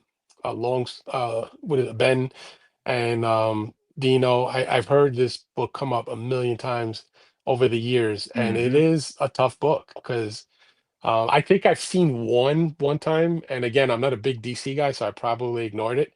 I don't know. I never asked about the price, but it is a Yeah. tough book. I can tell you that. I've never seen one just randomly in a box. I've only seen one on the wall, and it was priced up. It wasn't cheap. So, Yeah. Yeah, this yeah. is to me, this is like one of those this is like I won't say like a mythic level variant, but Right. it's like it's on the cusp. It's on the So, cusp. is this a yes or no for you for A5 at that price? No. Definitely N no. no. Even if you don't have it, right? Even if I didn't have it, no. Like, to Okay. me, that like To me, if a book is out of my price range, then it Okay. doesn't exist. Okay. Like I gotta find it. I have to find it cheap. All right. Next is Patsy Walker, number one, a 2.0 CGC 2.0 sold for $950. Is this your type of book? I love Golden Age. I've dabbled with Patsy Walker books, and Miss America. Mm-hmm. But I don't go nuts. I don't pay high. I'd rather pay high for horror, suspense, even a really cool romance book. Maybe if it's done by somebody legendary. But Patsy Walker and Miss America, like I said, I've seen a lot of really cool key books, Yeah. but I wouldn't go in on it like that. I would just kind of, if it's like you guys say, if you saw it on the wall for a couple $100, maybe I'll try to make an offer on it. But trust me, it doesn't get my attention the way horror and suspense or even sci-fi books get my attention. Okay, I feel you. Uh, All right. Next. Okay, so this is to me, I think this is Ben's favorite. This is Long Short's favorite book. I'm speaking for him. yeah. Until he clears the record. This is Mr. Longshort's favorite book. So this is Ghost Spider number 2, 1 of 25, Peach Momoko. So this CGC 9.8 sold for $1,300. Best offer from, let's just say 1,500. You like this book? Personally, no. I get that it's a tough book, but Yeah. personally, I could probably make a long list of 50 to 100 books I'd rather own for that price than that book. And again, it's just because it's not that I don't have any faith in the character.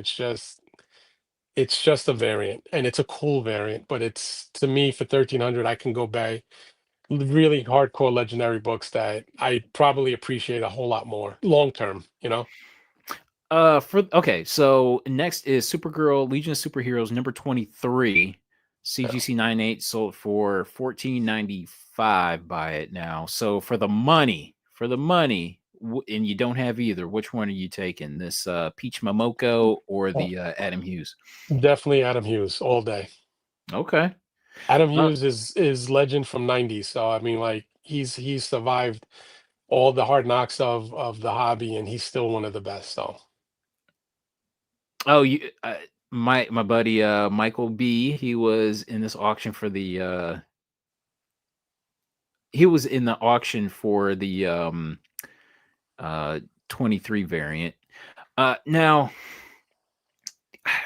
okay, so I have a copy of this, and I don't know. I'd be happy if I got a 9.6 on it, honestly. But I just kind of want to get it slabbed. I don't even care what grade I get on it, as long as it's above a 9.4, because I had a 9.4 and I yeah, I've sold had a it to pay for this, to pay yeah for my raw copy. So, yeah I had a shot at a 9.6. A guy brought it to my table at a show, hmm and I think he wanted like around 950 for it. I think. hmm And I know that I kind of liked it because I can appreciate it. Like I said, I'm a big Hughes fan. But I was just like, nah, dude. I even told him, I said, if you see something on the wall or in the boxes you want to do cash and trade, I can do that, because I figured for what I buy in on a lot of books, it makes more sense for me to do half and half. But yeah. he was just looking to put together money. He was after something specific, so we didn't make a deal happen. But I'll probably eventually get a nice high grade. I don't think I'm ever going to go for a 9.8. I'm probably happy with a 9.2, 9.4, hmm as long as the price makes sense. 9.6, if I get lucky again and somebody brings me a 9.6 for 900 and wants to do cash and trade, I'll get it, because I've gotten other books that way. So, you know, All right, next. I'm kind of surprised by this sale. Superman Man of Steel number 18, fifth print DC logo variant. So this CGC 9.6 sold for 1100. For a 9.6, I would expect maybe half that price. right. Yep. Maybe This is kind four. this is really I wouldn't even say half. I would be in it before, but not like over five. I'd let go. Top bid would be like 485. for me, Mhm. only because I have so many. I think I have all of these printings. Because there's like five, right? Yeah. Yeah, I think I have all five. I'm not sure if I have a DC Universe, but and none of them. I think I only have a 9.8 and a first print copy of this. But I wouldn't go. It doesn't matter to me this character enough to go Hold up. pay. What did I say? 1100? Is this? Oh, that's not 1100. That No, says that's 110. 110. Never mind, never mind, Oh, never mind. I don't know what the hell I'm yeah. talking about. Forget it. I Forget it. yeah. I Forget could. it. I'm done. I'm out. Uh, Forget it. I'm out. All 110 right. is 110 is a definite buy-in. Yeah. All right. Uh, Boom 10. Um so this raw copy sold for $705 after 36 bids. It's This is one of my favorite books. I love this. mhm. So I've got a CGC 6.5 and a CGC 9.6 of this. I don't know how it came back in 9.6, Right. but I'm always on Foom 10 watch. Yep. I screwed up. I bought a small film collection long, long, long time ago. And then when I first started selling books on my own around 2004, 2005, I bag boarded them and I put them all in a magazine box. And this was one of them. And it wasn't back then, believe it or not, in 2004, 2005. Yeah. This book wasn't getting the attention it's been getting for the past 10 years. And I really, really regret because it was a nice copy. And but I've never seen a cheap price on this book. Even stains and bent out of shape, never cheap. So Foom didn't even catch on until like around like 10 years? 2018, 2019-ish. No, Yeah, no, I take that back. I take that back. Even I would say around like 2015, 2016 is when Foom caught on, and that was because of number 2, yeah. the prototype for Wolverine, right? hmm That That's why I everybody was said flocking to that one. that's why I said like 10 years ago. Because 10 years Yeah. ago, I remember people that already had all the Hulk 180, 181, maybe a couple of copies, maybe some foreign variants started saying, "Oh, I'm gonna go get now this little prequel or this little what is it, prototype Wolverine submitted art." Yeah. And yeah, that's the one that started it. And then there was another one. I can't think of off the top of my head. There is one more film that's kind of nuts, and I don't know what I can't think of what the reason was. But there's something else about another film. But then this one started to creep in, I would say, would you say around just before COVID or just during COVID? Yeah, Where all those films popped off before right, COVID, definitely. yeah, yeah. And then it just never stopped. I thought it would become another $200-300 book again, and I just buy a couple of them. Mhm. But I've never seen this book much cheaper than this price. Yeah. So Foom 10. Love it. cool book. Alright, okay, so next is Daredevil number 1. So, this book I have yet to see in the wild. So this, 1 in 75, Neil Adams variant sold for 16 fit raw, sold for 16.50. That's Mhm. amazing. I could have bought this off his table for his asking price, which was whatever an incentive was going for, like 15 bucks. And when he first he did a signing at my friend's LCS, Yeah. and he would bring in all his own. He always got comps. He was always comped. Part of his deal with anything, doing anything for everybody, he got comps. So he had stacks of all his variants. And I went to the signing a number of times. He had this maybe one time at one particular signing. And I probably, whatever the going rate was for it when it first dropped, whether it was 50 or 60, I don't know. But he had it for that price. And I just kind of like didn't even, I just glazed over it. I didn't even, I didn't, but it's funny when I see it going for these prices because it's like, how many times have we seen a book and you kind of did what I did? You glazed over it. And then literally 2, 3 years later, it's one of the big books. Uh-huh. Oh, yeah. Yeah. Way too many times Yeah. that I want to admit. Yeah. Um, damn. Yes. Okay. So this book, every time I come across the Neil Adams Punisher variant, I come across that book all the time, but Right. never. either the Ghost Rider or this Daredevil. Never see Hmm. these Yeah. ever, ever. But would you So spend anywhere near this for it if you did find it? Would you spend 800 for it? n- And then when I say eight, I'm talking about 9.4, 9.6. Obviously, not a slab, but think of yeah, raw high grade. Would you say if a guy had one that clearly looks like a 9.4, 9.6, would you shell out, 5, 6, 700 bucks for it? I can't. Probably not. I can't imagine. No, because I No. don't think I would get 1650 for it. You know what I mean? Do you think it's because of the Daredevil factor? Here's Because, the thing. I love like the Dare as far as Daredevil variants go and right. all that. I love Yeah. them, but and it is a pretty rare book, but it just feels like if I were to put this up, like, because here's the thing, if like if I put that much money up, it feels like I gotta it feels like I gotta make that money back. You need If 1,800 to make it seem worthwhile. if worse comes to worse, Yeah. I could be able to get my money back and then some Right. on it, and it just feels like by that time, I'd probably come out at a loss. That's what it feels like. So Yeah. I agree. I can't. Yeah. All right, next is Superman number 77, third print DCU variant. So this one sold for a grand. This 9.8 sold for a grand. I don't understand why, to be honest. I don't. Um Why do you think?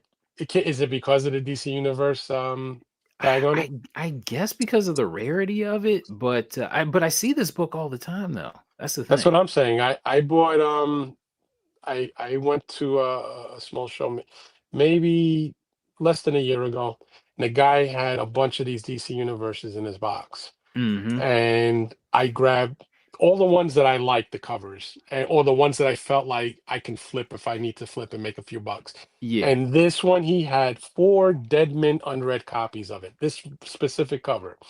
And I took all of them because the price was cheap enough. Yeah, So yeah, now yeah. I'm seeing this and I'm saying, I think you understand what I'm saying when I say this. I'll be the jackass that sends all four to get 9.8s or 9.6, and I'll get absolutely nothing for them. Yeah. You know what I'm saying? Like I'll have it on the wall for like 5 years, or it'll be in a box for discount. I'll never get anywhere that money. So I'm wondering where was the mindset of buying this for 1,000? I So yeah, yeah, I'll be the one to sell it and I'll get like maybe half that. You know what I yeah, mean? If that. it What's up, just Tony? What's going the fact on? that I bought four in one box unread mint, like I can legit probably get, again, I would probably have a guy do it just a once over with clean and press. I'd Mhm. probably look at 9.6, 9.8, at least 50-50 on the four. So I may get two 9.6s, two 9.8s. But I would say, I guarantee I would never be able to sell them for not even two, $300. I don't know Mm. anyone who cares enough about a DC Universe label that'll give me that much for this cover. There's Yeah. other covers, I think, yes, but this one, I don't see it. So, I would love to come across it, but yeah. All right, look at this. So this is very, very, very interesting to me. So we have a Romance of Money, The Romance of Money. So consider what is it? It's okay. In the title, it says Jack Kirby's first professional comic art. So this thing it just sold today for $1,158 after 16 bids. Have you ever heard of this before or seen it? mm, I've seen somebody bring it up on a show, and more than likely it was one of your guys from that circle. Hmm. I don't know. I've never seen it at a show, and I don't even know what this is about. Like I can't even understand like looking at it how that's a comic. But maybe is it coverless, or is that the way it looked when it was sold? So I guess this is the cover here. Yeah. So again, it's I guess there's the cool factor that it's his first what paid work. 1947. Yeah. I mean, there's the I couldn't, as cool as Jack Kirby is and legendary he is. I don't know if I'd want to give 1,500 or 1,400 for this. I always factor taxes and shipping when I see a sale price. So I'm guessing this person paid somewhere closer to 1,600 for this. Um, So for me, it's a tough sale at that price, even I though of what it represents. I'd rather have something like his first official, comic book work than that.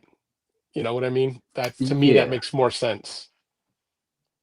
And again, if you have to flip it, it's easier to sell an actual comic than that because that looks like a program or something, or something that sold in a fucking bank, like when you walked in and they just give them to you for free. Yeah. Yeah, I don't know. Okay, so 1937 educational comic given away. The Romance of Money was Kirby's first comic book work illustrated under the pseudonym T.H. Elmo. The comic was created to explain the history of money.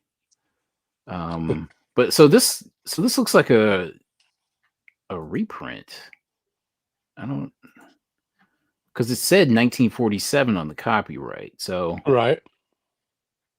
it must be okay. There's also a 1947 edition which featured red ink and fewer pages. Okay, so this is a Okay. reprint. Well, This is it came the same. It was released the same year. okay. So the original year it came out was 1937, Okay. and this edition came out. You see the copyright 1947, so it came All out right. 10 So, years later. so So this yeah, is it's the the reprint. second print. Yeah, Yep. second print. Yeah, All right.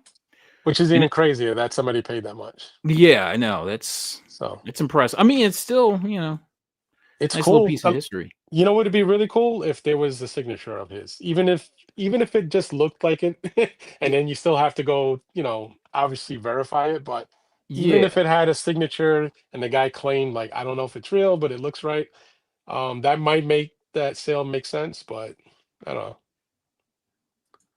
trying to see like maybe there's a because he said under the pseudonym T.H. Elmo. Even give me T.H. Elmo. I'll be happy with that. But yeah, interesting. Very interesting. Hmm. All right, next up. Crime does not pay. I have this book. I have like a rat ass copy, but as far as the subject matter on the cover goes, I'm like, I can't pass this up. So Crime Does Not Pay, number 46, classic child kidnapping cover from 1946. What's Um, cl- what's classic about child kidnapping? taboo. Uh, I guess a taboo subject there, or something like that. But it was interesting. I remember when I saw it. I saw like I said, a rat ass copy for $20. I'm like, I'm not passing this up. But let's take a look at this thing. All right, so a CGC 5.0. What? How much did I say this sold for? it says 629, I think. 629. Yeah. 629. Okay. All right. Let's take a look at this. That looks like a sale to a guy who's collecting the run, not a guy who just randomly collects Golden Age. Because Hmm. it's, to me, this the cover is not fascinating enough to pay that much, even in that great. So I'm guessing that there's a guy that, or a handful of guys that are collecting that crime book, and just said, "Hey, I got to get this," and I'm trying to keep a mid-grade run going. But Here's the thing: you don't see covers like that. Like you see, like adults in peril. You yeah. don't see anything like this on a cover. Yeah, like a group of guys was waiting on snatching up a kid off the street. You know what? I always thought this was like the police, like waiting to bust this guy. I always No, thought that. that's Hold on. I got that. it looked like a bunch of thugs sitting in a car. Yeah. So 'Cause- apparently she's somebody's daughter that either he's rich or they're going to Right. ransom her off at some point. This is even crazier. Yeah. Oh And you wow. could tell she's coming out of looks like a high-end school or something, like her family has money, so maybe she is somebody they plan on ransoming. Yikes. Yikes. This is Uh, even worse because I always thought because I never really because I only paid attention to this part here, but this car, I yeah, he's thought got this a was the fucking rope. cops. No, Yeah. the guy's got a rope in the back seat. They're smoking Oh, cigarettes. damn. he's This got is a, he's got awful. he's got an ice cream in his hand, I and thought the he's got a cops were coming to hey, save the day. No. and, and check it out. He's gonna give her an ice cream, but he's got like a blanket he's gonna drop over her head, Oh, to shit. snatch her up. So Oh, this is even worse subject matter. yeah, Yikes. it's fucked up now. Yeah. I wonder if Yeah. this I wonder if this cover showed up in Seduction of the Innocent.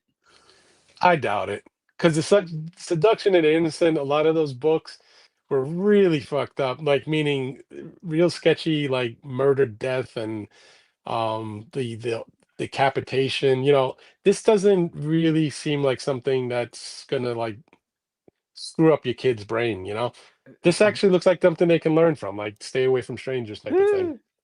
This should have caught Wortham's attention right there, this cover here. All Yeah. right, next is but I would like to see this cover, this, Crime Doesn't Pay. I like to see this at auction. I like to see what this Mm, really goes for. That'd be mm, interesting. All yeah. right, next up, Champ Comics, number 22, CGC 2.5 from 1942. So this sold for $1,100. Where is this thing at? Oof. That's a good but it's a Joe Simon cover. Let's see. Yes, Um Joe Simon. Eh, is this in any way, let's see, only 9 on the census? So that means it's probably not a book you can find in really high grade if it's a 2.5 and there's only 9. yeah, look at that. I I'm just mean, I'm look just at all that. assuming that there's probably a bunch of like 4s and 3.5s. I can't imagine Mhm. there's not too many of these golden age books that you're gonna find in 7 and higher. So if there's only 9 on the census, maybe that's why I got so much money, because it just doesn't show up often. So we got this chick. Either she's about to fall Yeah, they're into this. tossing her. Yeah, They she's pushed about her, to. you see? Yeah. So Okay. they pushed her. All right. So she's about to fall into this Gr- vat green of green yeah, poison. Yeah, yeah, poison, and you got the ghoul. There's a lot going on yeah. here. And So his sidekick has a slingshot. the Bucky ripoff.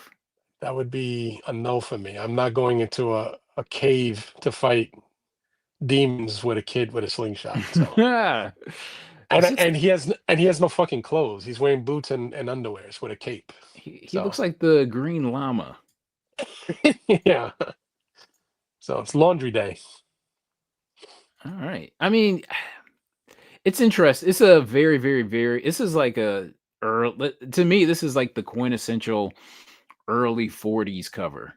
Yeah, it's still cool. It's a cool factor. Yeah. And then like Joe Simon is a legend. Mm-hmm. And like the guy, if he's right with his numbers and there's only 9 on the census, that's cool. I have quite a few books where there's only like less than 10 on the census, so I do like to see that. It makes me feel better knowing I'm one of less than 10. This looks like it feels like it has that carryover from the from the 1930s. That's what it feels like. Yeah, you know what it That's feels art. like to me? It feels like, because I know Green Hornet has been around Mm-hmm. since what, the 20s. It feels like somebody said, I love the Green Hornet. Let's find out how to make him a superhero, Yeah, and maintain that green and the mask. And so, they love the comic creators. They love their green, didn't they? and it seemed like they were always based, the way they drew their uniforms. It was always somewhat connected to like wrestlers, because This look that's how wrestlers dressed in the ring back then. Like just the speedo and those high cut boots. this looks like the Spectre. That's what this Yeah. reminds me of. Uh-huh. Spectre. Yeah. All right. Next up, Submariner number 13 from 1944. Look at this, man. This raw copy sold for what, 23.36. Let me take a look at this where I can find it. Where you at? Okay. Tough books, man. Submariners under I would say probably under 17, 18, Mm-hmm. or let's just say 20. Anything under 20 usually gets that kind of money. And anything over 20, like the later run issues, get a few bucks more than the middle. Then there's of course there's a couple of origin issues first. What's her name? Namorita or Namora? Yeah, yeah, yeah. Namora, yeah. Yeah, those get some good money. This one, uh, I'm willing to bet Schomburg did the cover. I don't know. I didn't get a I'd chance have to to see. imagine Yeah, too. Yeah. it's a Schomburg cover. Schomburg, okay. Yeah, yeah, it's definitely a Schomburg cover. And then with the little if you look at some of the artwork on the cover, that little the villain being like somewhat of a demon, that seems to go really like people love bidding on those monster like villain monster covers type of shit like that. Uh-huh. Especially when it's mixed in with bondage, like that chick is clearly bondage. There's a skeleton hanging in the Uh background, henchmen that are obviously clan members. Uh, yeah, there's a lot going on that. Yeah. um I can't think of one Aquaman cover that's as wild as this. No, that's what I'm saying. It's when you go Golden Age Submariner, there's so many wild because of the war covers. Yeah. And because once they transitioned from war to street crime, it got for me just got a little lame, just a little bit. Yeah. And because I always thought they were too powerful to be tackling just regular street, gang members. It always made a little more sense that they were going after like a whole world power, they're Nazis and Japanese soldiers. Um, the World War II stuff is really cool. Even when you see the art where it kind of like it does the stereotypical yellow skin and the big teeth, or when Mm-hmm. they do African Americans with the big bubble lips, like you look at it and say, I can't believe there was an era where like people were just like cool with like just any kind of stereotype art. But I have to imagine because of how it was back then that it just seemed completely normal, I guess. I don't know. Because I can guarantee you none of these books made it to the seduction of the innocent or whatever. It's more of the horror stuff, like the decapitations and the Yeah. brutal.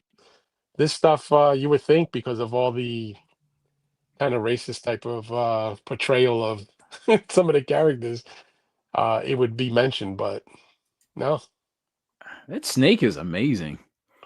The I know depiction you of the love this snake. cover because you love the woman in red, the blonde, the stress. She's clearly tied up and she's got a snake around her. Hell There's so yeah. much going on there, yeah. And you definitely can't save her. She's done. It's a wrap. Yeah, She's cooked. that's the size of that snake would crush her so fast it wouldn't even be funny. Man, this thing is in really nice shape. How much was this again? Shit. Around 20, over two 23, over 2 grand. 36. Yeah, I can see why. I can after 32 bids, I can see why. Captain America number 77, a I love CGC I love 3.0. Captain America. Yeah. Look at this. So this one, this is Commie Smasher era Captain America here. This is when he Um, was going after the Russians around this. yeah. Yeah. All right. So Hmm. this one, how much is it? So for 99 Thousand. bucks. And that was one bid. That's This crazy. I would have grabbed that if I knew that auction was going on. hmm Yeah, for a blue label 3.0 and an all black cover, that's a cheap to me, that's really cheap. it's still Because golden age, pre-code, all that. there's only this is second to last issue of the run. Yeah. It stops at 78. Look at that. So this is Yeah. actually a home run for whoever got this book. Like a One big home run. 1000%. Yeah, congrats Yep. to whoever picked Yep. that up. It should have gone for at least 2,500 to 3 grand. It wouldn't Mhm. shock me if it sold for 28. You know what I'm saying? Yep. So for 1,000, that's a steal. I would be happy with any golden age Captain America. You don't have any? Nope. I'm shocked when I hear Ben say, as much as he seems to have a passion for it, Mhm. I'm shocked to hear that you guys never don't own a Captain America Golden Age book because I get it. They are tough, and then you got to factor condition and then price. Mhm.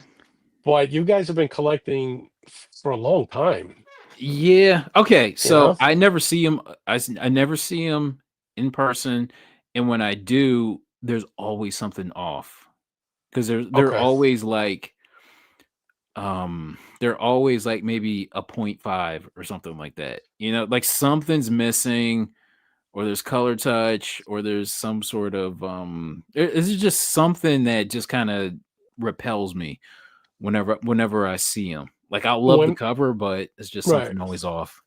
When I was buying these big, I would say 2010 to 2016, I was Yeah. buying a lot of Golden Age Cap, Submariner, Human Torch, right? Mhm.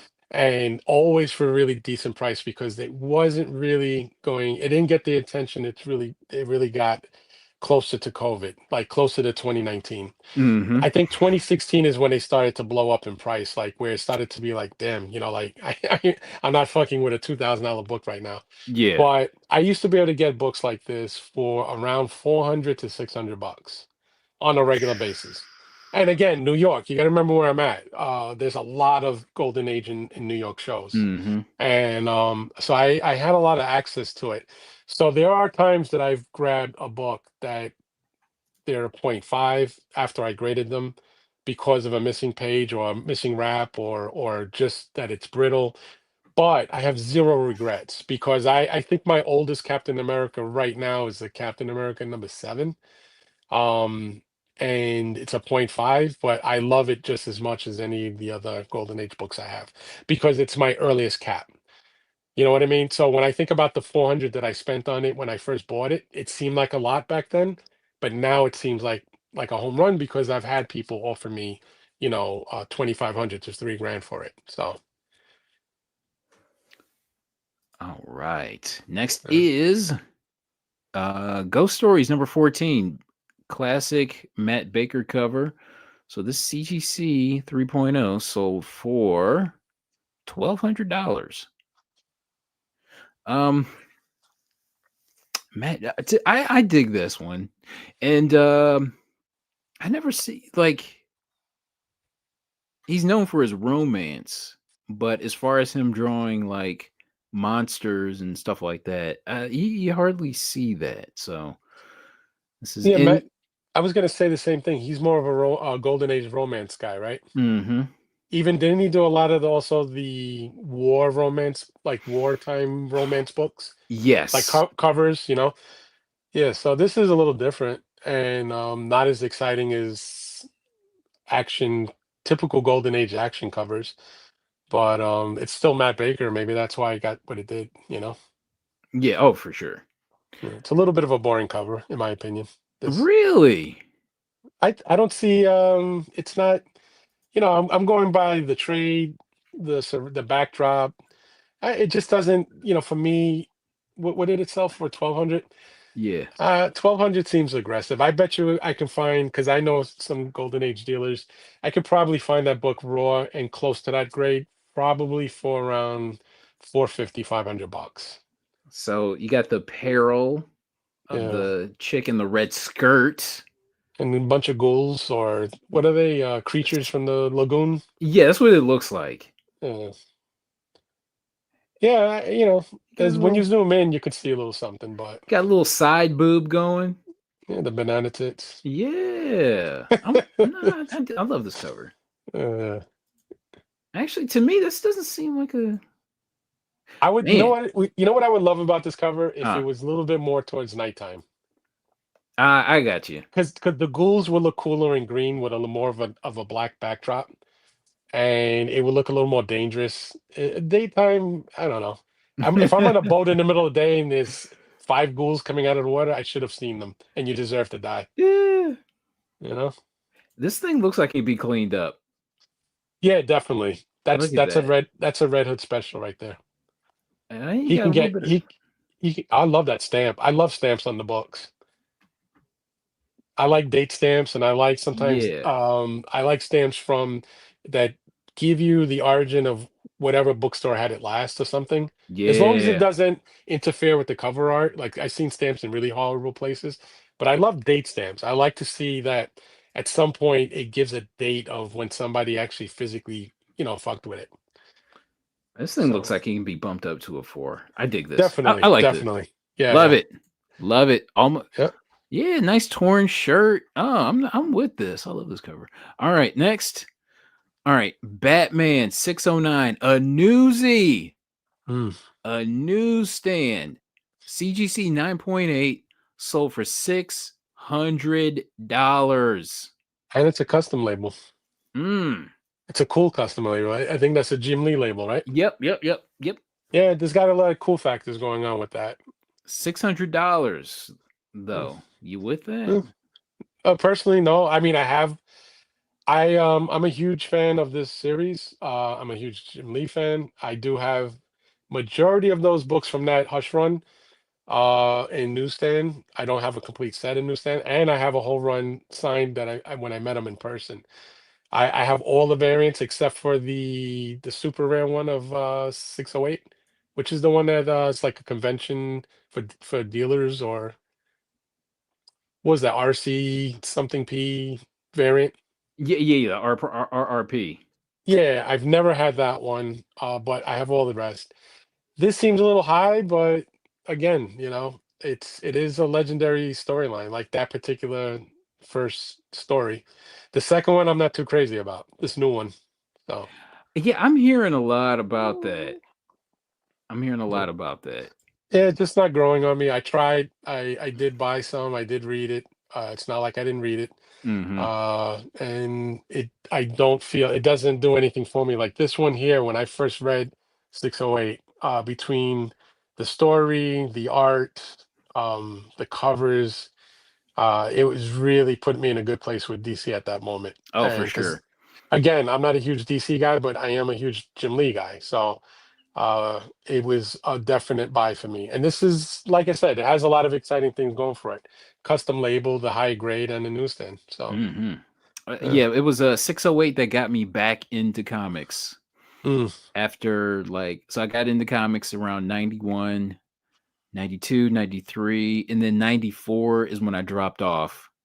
mm, So it took a nice little 8-year absence, and then 2002 hit, and then I saw and I kind of kept my ear to the street as far as comics went, and then right, I saw that he was coming back with Jim Lee was doing Hush. I'm just doing Batman and doing a year long storyline. I was like, I'm all in. I'm all in. And Ha- I thought, oddly enough, I was going to be buying strictly Hush, right. but then it just kind of branched out. Have you ever met Jim Lee? No.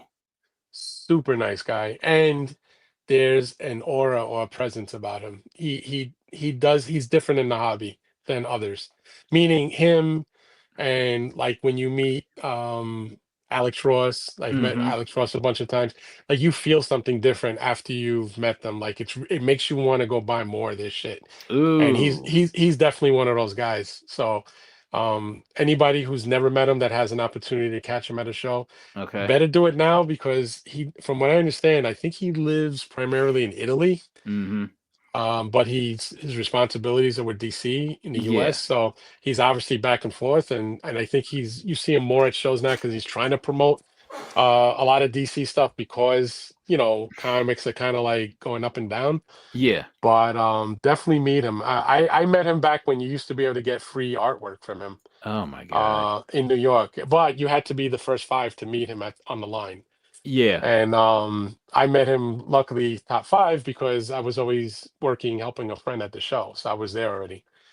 But How, super do nice guy. people were people camped out to be? When in New York, at Big Apple Con, which was Yeah. Carbonero show, it was, you gotta remember it. First of all, it was in a legendary place. It was right across the street from Madison Square Garden. Hmm. So it always, pulled in a lot of people, and there was lines 2 blocks long for Big Apple.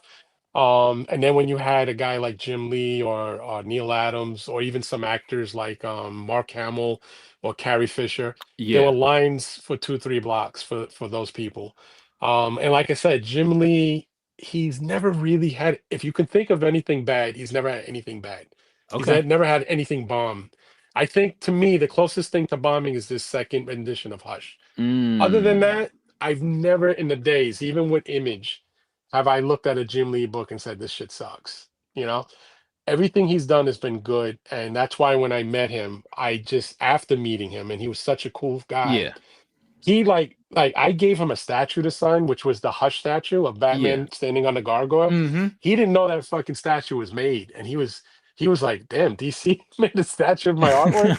And so I thought I started some shit. I thought he was gonna go at him or something, but I don't know if he had the rights to do that. You know, Uh-huh. maybe they own the image or something. But it was funny. He's such a cool guy. Like he talked a little bit. He did some artwork for me, and he signed all my books. Like I said, he signed my entire Hush storyline, and super cool guy, man. So like after I was done with meeting him, it encouraged, it like made me feel like let me go get more of his shit, you know. I remember being So hyped, for Superman for Tomorrow. right, So it was Jim Lee and Brian Azzarello doing, right, like, a year on Superman yep. and being wildly disappointed. Hated Uh, that. Hated it, but but the covers were amazing. that's what I was gonna say. I was gonna say Jim Lee carried it artwork wise. Yes. Yeah. It was So weird it because it felt like like, as far as reading it goes, it felt right, like the issue it was like the issue felt like exactly the issue before it. It felt like I was just kinda reading redundancy. right. It's just it was a weird feeling. I It was felt just like kinda bored. it felt like you were chasing your tail, like you were going in circles. It Yes. didn't take you to another place. It just stayed in this stupid realm with Zod and all this other bullshit, which I'm tired of Zod. So Bro, yeah, I never wanna hear about that right, again. yeah, Alright, next is there's so much I can say about, Jim Lee, but, well, I guess we'll move on. yeah. Pure Images, 1988. I've never seen this cover before. I never knew this existed. So this is, Pure Images number 2. So this is a Jack Kirby, Dave Stevens cover. So you got Jack Kirby doing the pencils and Dave Stevens doing the finishes. Mhm. I've never seen this before. I've seen it on somebody's show, and I'm gonna take a wild guess that it was probably Long Story Short. I don't Back when thi he was, you don't think so? I don't think I would have remembered this. The reason why I would say Long Story Short because unless you guys covered it during the COVID era with Flipside, like when it Mhm. was like the bigger crew. Yeah. But I've seen one of you guys talk about this book, and but I've never seen it at a show, or else I'd own it. Or I would at least try to make an offer for it.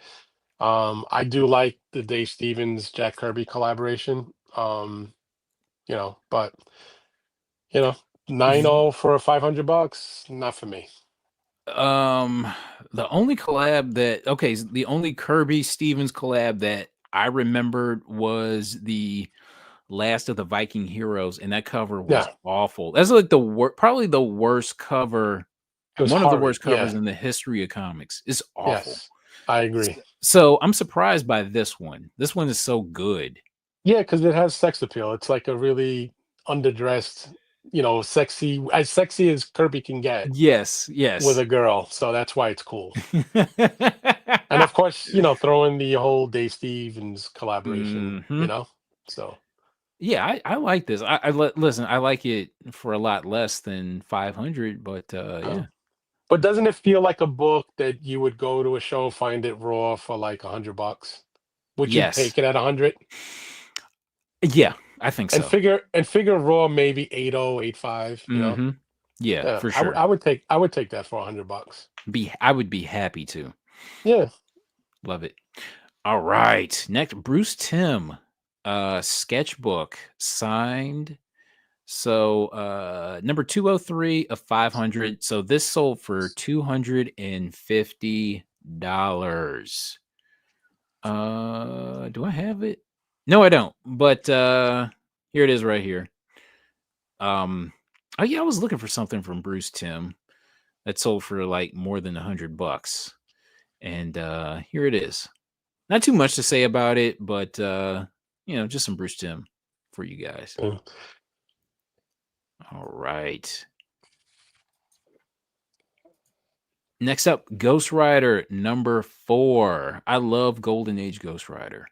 Mhm. So this CGC 5.5 sold for 12.18 after 42 bids.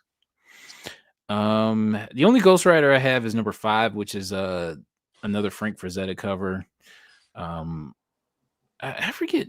Was it you who told me about the original art for this? You sent me. Um, I know somebody sent me like the heritage auction for the original art for number 5. It was just no, it wasn't me. Couldn't have okay. been. Maybe All right. John does. Who think who's the big original art collector? John Z, maybe? I don't think he sent me that. No, no. But I'm pretty sure I can go back in the archives and see. But I just thought it was I did Golden Age Ghost Rider and a 5.5 at 1200. Okay. Mm. Okay. Nice sale. Nice sale. I try to find it cheaper, but nice sale nonetheless. All right, Reform School Girl. Look at this. Look at this. A 1.5 sold for 16. Let's just say 1600. Ref- 1.5. This is something I never see. Reform school girl. Damn it. This It's is a cover. risque cover, man. And it's like a photo cover, no? Yeah. Photo Yeah. cover, but Unless it's a yeah, really good piece of art. I don't know. look at that. She Yeah, she's looks smoking a cigarette, putting up her garter belts on her all right. yeah, So photo cover. spine of cover completely split. Cover detached, 3 extra staples added after manufacturing. Okay. Damn. Yeah, this is definitely a yeah, I can yeah, all right, yeah. Oh, and this was used in Seduction of the Innocent. In the Mhm. it says it on the label. Yep. Yeah. So I guess it was just a little too risque for that era. Eh, Hell yeah. Yeah, this is something I think me, Long Short, been after. So, yeah, this is we keep our eye open for this. So, good cover. Taffy Comics. Look at okay, the subject matter on this doesn't interest me in the least bit, but this sale and the price. Look at this, 4 grand for a 7.5. So this is a LB Cole art. Yeah, you got to imagine how many little kids read these comics, and then you're thinking that back then, you know.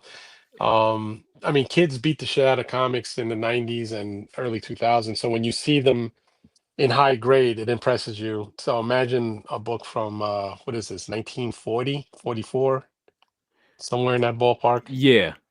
Yeah. So it's amazing that it's a 7.5 golden age still intact like that. It's clearly a children's comic. So Mm-hmm.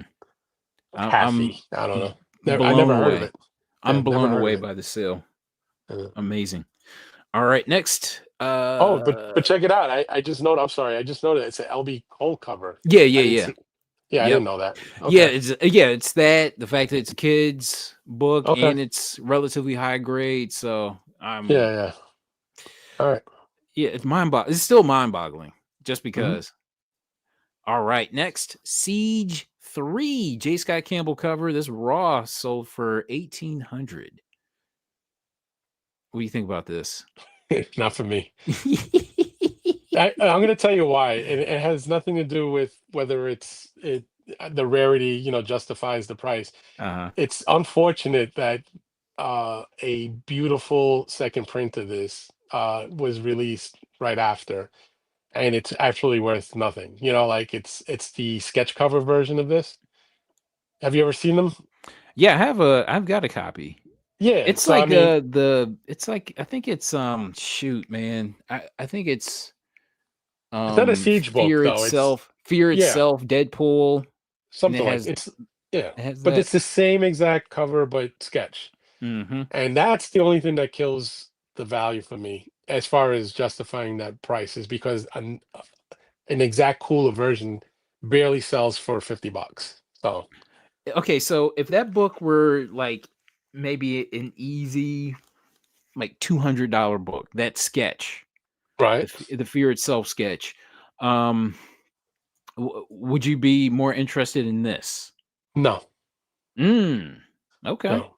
I Okay. just like I said, it $1,800. It goes into a category where there's so many other legendary books to buy at 1,800. than a modern Deadpool variant. Even though it's J. Scott Campbell and it's a cool cover, it's not $1,800 cool for me. Okay. Yeah, All right. Next. This is a book I keep my eye out for. yeah. Just because I have it. This I have it too. Yeah. X23 Del Auto 1 in 25 CGC 9.8 sold for 14.95. I'll be honest with you, I don't like this price. This feels low to me. I would not Mm. sell it at 1400 at all. It's usually easily minimum $2,000 book, right? Mhm. Minimum. Yeah. I But don't again, like this this. goes back to don't put it like obviously he put it at a buy it now price, right? Yes. So yeah, so I guess he bought into it when it was cover. So Mhm. um, I wouldn't sell my copy for under 2 grand. Like I would put it at 2 grand and that's it. Take it or leave it. Or give me 1,800. Give me something close to two, but not 14.95. So All right. Look at this. Yellow Claw number 4, CGC 7.5 sold for 13.50. I remember back when like Yellow Claw number 1 kind of jumped up in price a few years ago, and this was I think you had Yellow Claw 1, 2, 3, and 4, and this is part of that run. And the fact that number 4 and a 7.5 is selling for 13.50, I'm impressed by this. yeah. For whatever reason, I'm impressed by it. Hmm. Because you think everybody be after number, like, you'd have to imagine whoever bought this has, like, a nice high grade copy of number 1. But and then white pages too, though. Yeah, Yeah, it's that's amazing. very low for the condition and white pages, and it's a Mhm. cool cover. It's a cool cover. But yeah, interesting sale, especially for a number 4. Hmm. I can't imagine there's any first appearances in this, so. No, it's just again, it's golden age. It's kind of a cool cover. Mhm. It's connected to a couple other books that are pretty cool. The grade is, like I said, I think I said this earlier, 7.5 is like once it gets over 7, to me, that's super high grade for a golden age. And then white pages, is a huge bonus. So Mhm. uh, All right. Next, the Spawn 283. This Image Expo variant from 2018. So this sold for 690 and a 9.8. I mean, I've seen this book before. I think I've talked about this book before, but I don't know. Interesting sale. Interesting yeah. sale. Impressive. All right. Not too much I wanted to say about it. Now this is weird. There's got to be something more to this because this is a Hulk 340. It's a raw. Yeah, it is a newsie, but this sold for $350 after 25 bids. This doesn't make Condition sense. maybe? You know Condition? what? I was looking at the condition on it, and um, let me see. Do I have it? Yeah, I noticed like a ton of spine ticks on this freaking cover. Mm. This is weird. This does not make a lick of sense. I mean, look, spine tick there. It's like one, two, three, four. Yeah, 4, Yeah, I can see them. 5, Yeah. 6. There's like a ton of spine ticks here, and then you see here like a little bit of fraying at this corner. Yeah, look at this rounded corner on the edge. Hmm. You know And I what I think if mean? I'm not mistaken, the back cover is a dark cover on this too. So the spine tick's probably, and look at that corner, the top corner.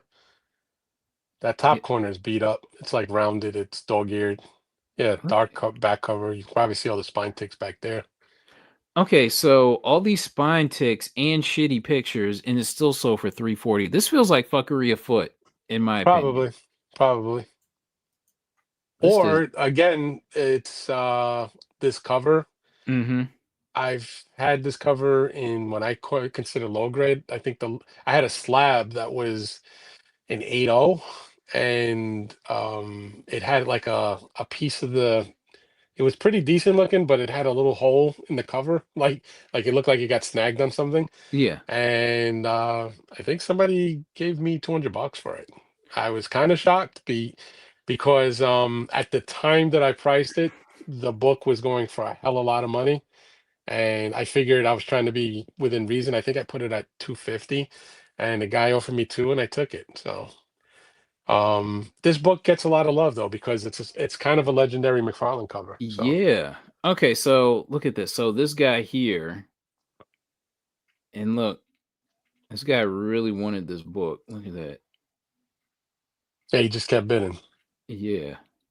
Wait, I don't know. And then okay, I I so I never understand people who want to bid 40 times on an auction. Just kind of put the lowest minimal bid to start watching it, and then if you can afford to watch it towards the end, then max out your bid.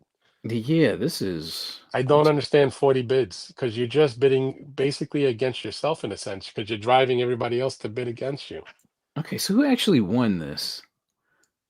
I don't know if this was Well, the 338 guy who won looks like he bid a dozen times on it, and then the 44003 guy bid a bunch of times towards the end, maybe a few times.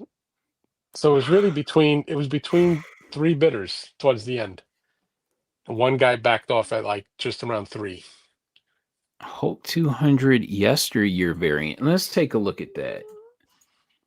GI Joe 200. GI Joe 200 VAREANT. Let's take a look. Sold.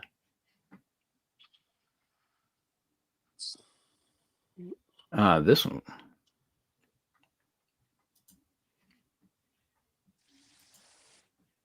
This is a strange cover. I've never seen this cover before.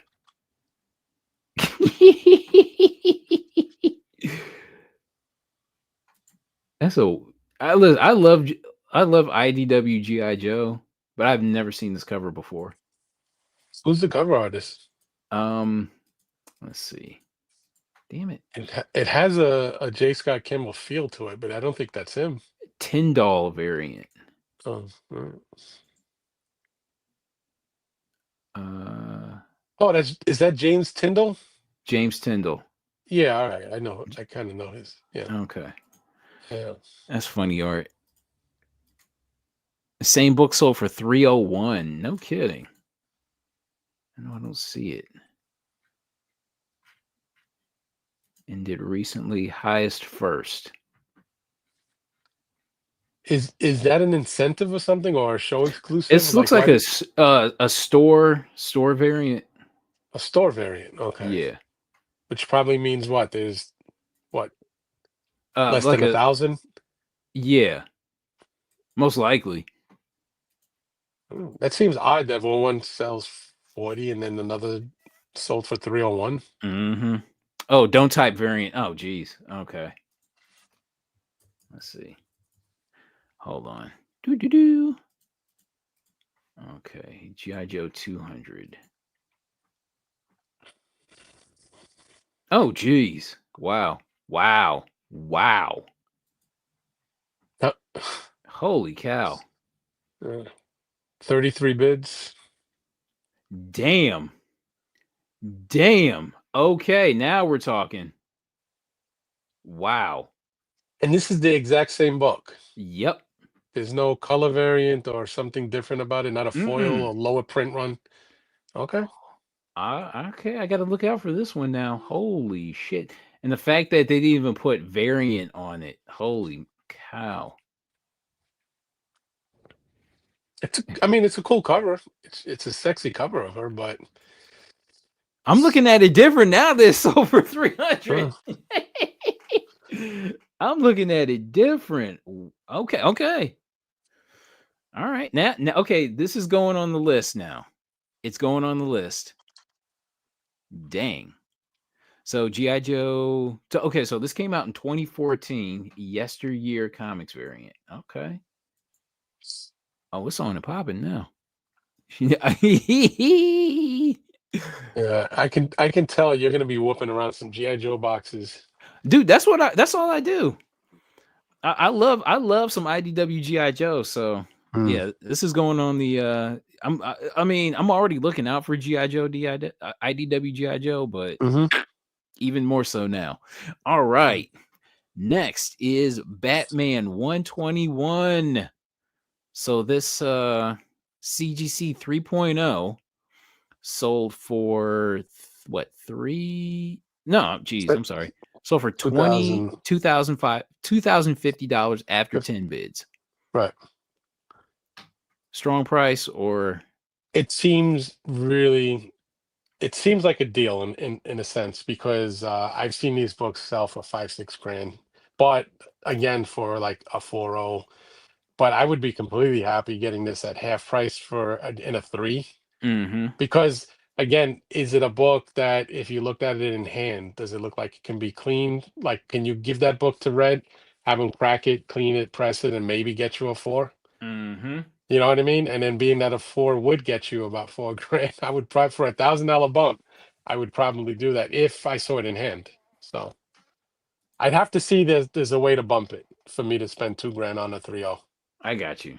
But I it seems totally like a good understand deal, that. though. To be honest with you, it does feel like a good deal, though, because this book never sells cheap. It's always been a highly desirable book with DC Golden Age collectors. All right. What we talking about next? Okay, so Immortal Legend Batman. So this looks like the big winner of this week's new books. Hmm. Um so this 1 in 25. So it looked like it was selling for ratio at 25 bucks. And then it just kind of kept creeping up, creeping up, creeping up. So yeah, I mean, I'm impressed by the price. Yeah, but it's cool. It's cool cover. I mean, if you like that foreign feel to the book with the Japanese lettering, and it has Mhm. like a manga thing going. I'm not mad Manga at it. sells. Manga sells. Everybody, there's a whole manga genre of collectors that would pay up big for this. So it'll probably get even more down the road. All depending on the rarity, though. How many 1 in 25s exist? I don't know, but I know. But it is Batman, so I'm pretty sure they're I mean, if you look at this listing here at the bottom, there's like a bunch there. You know what I mean? You see that listing at the bottom? yeah, there's a guy. If you look at the last one, there's a guy that's fanning out like 10 of them Yeah. at $60 a piece. So So how rare can they be? yeah, all right then. So now, and maybe Uh, maybe I don't know. Maybe it's too aggressive then if there's that many out there. So yeah. But good looking book for the time being. How about that? yeah, Nice, good sales. for now it's a cool sale. Yeah. I imagine it like kind of petering out after a while, but for the time being. All right.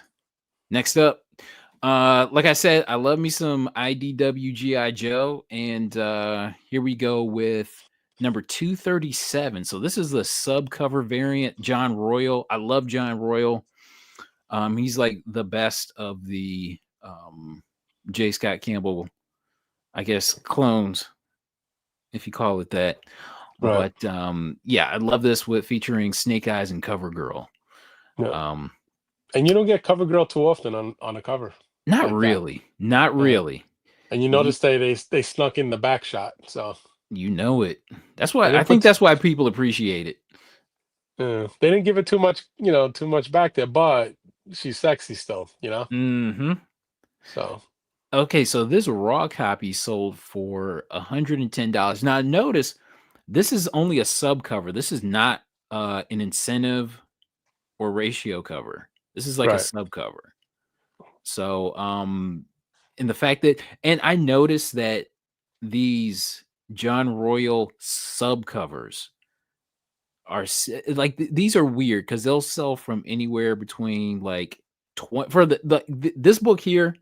Probably next week will probably sell at like 20 bucks, and then a month later it'll sell back at 100, and then it'll probably drop down like 30, and Right. then the month after It'll that. It'll just keep, yeah. Yeah, these freaking books like just fluctuate so much, and it's like you got to catch them at the right time. If you want it, like if you want to buy, you got to catch it at the right time. If you want to sell, you got to get it at the right time. And you You know. gotta hope, just like I said before, that there's a moron that wants to bid 40 fucking times. Hmm. If everybody's kind of level-headed, sometimes you get lucky and you get, like you said, the low end. Yep. So yeah, I'm impressed by this. And a matter of fact, because of that GI Joe yesteryear comic sale, I'm changing the thumbnail. So hold on, I gotta make a screenshot really quick. Here we go. I gotta change the thumbnail. It was a GI Joe book, but I'm switching up. All right. Next is another IDW Hasbro property. Um, so we've got Transformers More Than Meets the Eye, number 7, 1 in 10 variant. So this featuring Laserbeak and Shockwave. So this sold for $75. I just like keeping track of like these Transformers, like random issues don't sell for nearly as much sometimes as the GI Right. Joes, but I'm still impressed by this sale. I like this. I like this book a Yeah. lot. So, Well, 1 in 10, and it is a really cool cover. Um, hmm. Also, that particular Transformer, when I was a kid, was one of my favorites. I think I've had the bootleg, Japanese bootleg version, and I had the official one as a kid. Mm, And I loved that particular Transformer. I thought he was the baddest guy as far as Decepticons go. You know, I but got him. yeah, you have it. I got him for my 7th birthday. I Oh, okay. remember. I, I thought you were gonna whip out a sealed box right now. I wish. Yeah, I'm still trying to find it sealed. Still. yeah. All right. Next is I was hoping Longshirt would be on. He's a Jeff DeCal fan. So this is Father Forgive Me number 1. This is the DeCal variant. Not the other one, Yeah, the but girl. this one. Yeah. But this one. But a 9/8 sold for $169. Not too much to say about it, but um Is that high or low for this particular cover? it seems low for a 9/8, but Okay. but I don't think this book really goes for that much. So Right. I think it's really all about that one girl where she's laying across with her yeah, backside showing. Yeah. yep, Yeah. but still a good cover.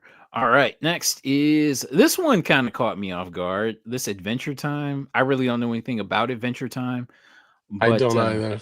yeah, this thing sold for what does this thing sell for? 190 One, bucks raw? yeah. They get money, man.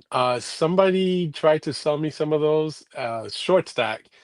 And I was just like, dude, it's not that I don't think they get money because I've seen them sell. It's just I don't want to have to try to learn about it so I can sell it properly. So I passed on it. I don't know shit about this. I don't even know, is it a cartoon? Is it a video game? I know. Yeah. Okay. So I believe because I remember seeing ads for this. I think it's like a Cartoon Network show.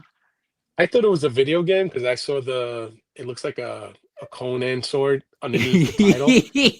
And I said, maybe this cartoon is just like destroying everything in its path, in a video game, Uh but huh. I don't know what it is. Even now, I don't know. So, I and I know. I'm don't, just kind I of don't like, think I want to know. So yeah, because they get money sometimes, though. yeah, sometimes I'll come across Adventure Time and I gotta like stop and whip out the phone and Mm. see what these things are going for. You know what I mean? It's just like it's Yeah, really nauseating and annoying. All right, next is He-Man Masters of the Universe number 1. This is the Terry Dotson She-Ra variant. Okay, you remember the days when my comic shop, they would like on Tuesday nights, they would have their variants up for yeah, like the Wednesday's variants would right. post in new in stock Right. on Tuesday nights. Okay. I swear I saw this book because I used to start, you know, I used to like troll that page all the time. And I would just like constant refresh. And I swear that this was on there for like ratio Mm, and completely missed it yeah. back 500. in those So days. that's an aggressive price for a raw copy. Hmm. Okay, so which one do you like better, this or the steampunk Wonder Woman? I would go steampunk. Okay. Only because, again, I'm thinking as if I had to sell, I can justify talking up a Wonder Woman book Yeah. versus He-Man. He-Man, I think He-Man's going to get a lot of love soon, maybe more than usual because of the movie. Yeah. I don't know if the movie's going to be any good because I've seen people clown about it already because of some of the pictures they caught of them making the movie. Yeah. But He-Man also is a legendary 80s toy. So then you have that cult following, which is from our era where you grew up with, Transformers, He-Man, 3 3/4 GI Joes, so it's always going to have a value because our age demographic is always going to have an interest for it. All right. Yeah. So Mike, oh, I bought Mike's daughter because she loves unicorns. I bought his right, daughter a She-Ra Swiftwind Funko Pop. okay, So because I couldn't find the like a regular sized action figure right. for like at an affordable price. So I just got her the Funko Pop. She It's likes probably that. the safest toy to buy. There's no way you can like swallow it. Yeah. So but Michael takes the Wonder Woman. Uh, one Yes. Who said this was a Datsun grill? Yeah, I think so. I think so. And we have a Golden Ager, $2,160 See, for this thing see, here. that's cheap. Really? Okay. Oh yeah, crime suspense stories, books are huge on the rise. This is one of those legendary covers, or going to be a legendary cover, with the whole, chopping up of the body in the bathtub, and I mean, and at 8.5, to me, that's equivalent to a 9.8 on a modern day book. You I know, hear you. Yeah. so it's 2,000 is cheap because I've seen people pay up to 500-600 bucks for a mid-grade version of this book raw. So 2,160 seems like another steal. Okay. Again, maybe that's the norm. I don't know. I don't know the GPA on this book off the top of my head, but I've seen raw copies that were lesser than mid grade. I'm saying like a 354 Yeah. get pretty decent money, and I'm like an 8.5 seems to me like a grail grade for this book. So two sounds cheap for a golden age, high grade book like this. I totally agree. And it was a buy it now, so. No, And I'm just saying I if I had 2,000 to spend, I would probably go that route because the grade is that's like you reach another group of collectors, meaning money wise. I don't have to worry about whether I'm going to lose money on this book. If I do decide I got to move it for some reason.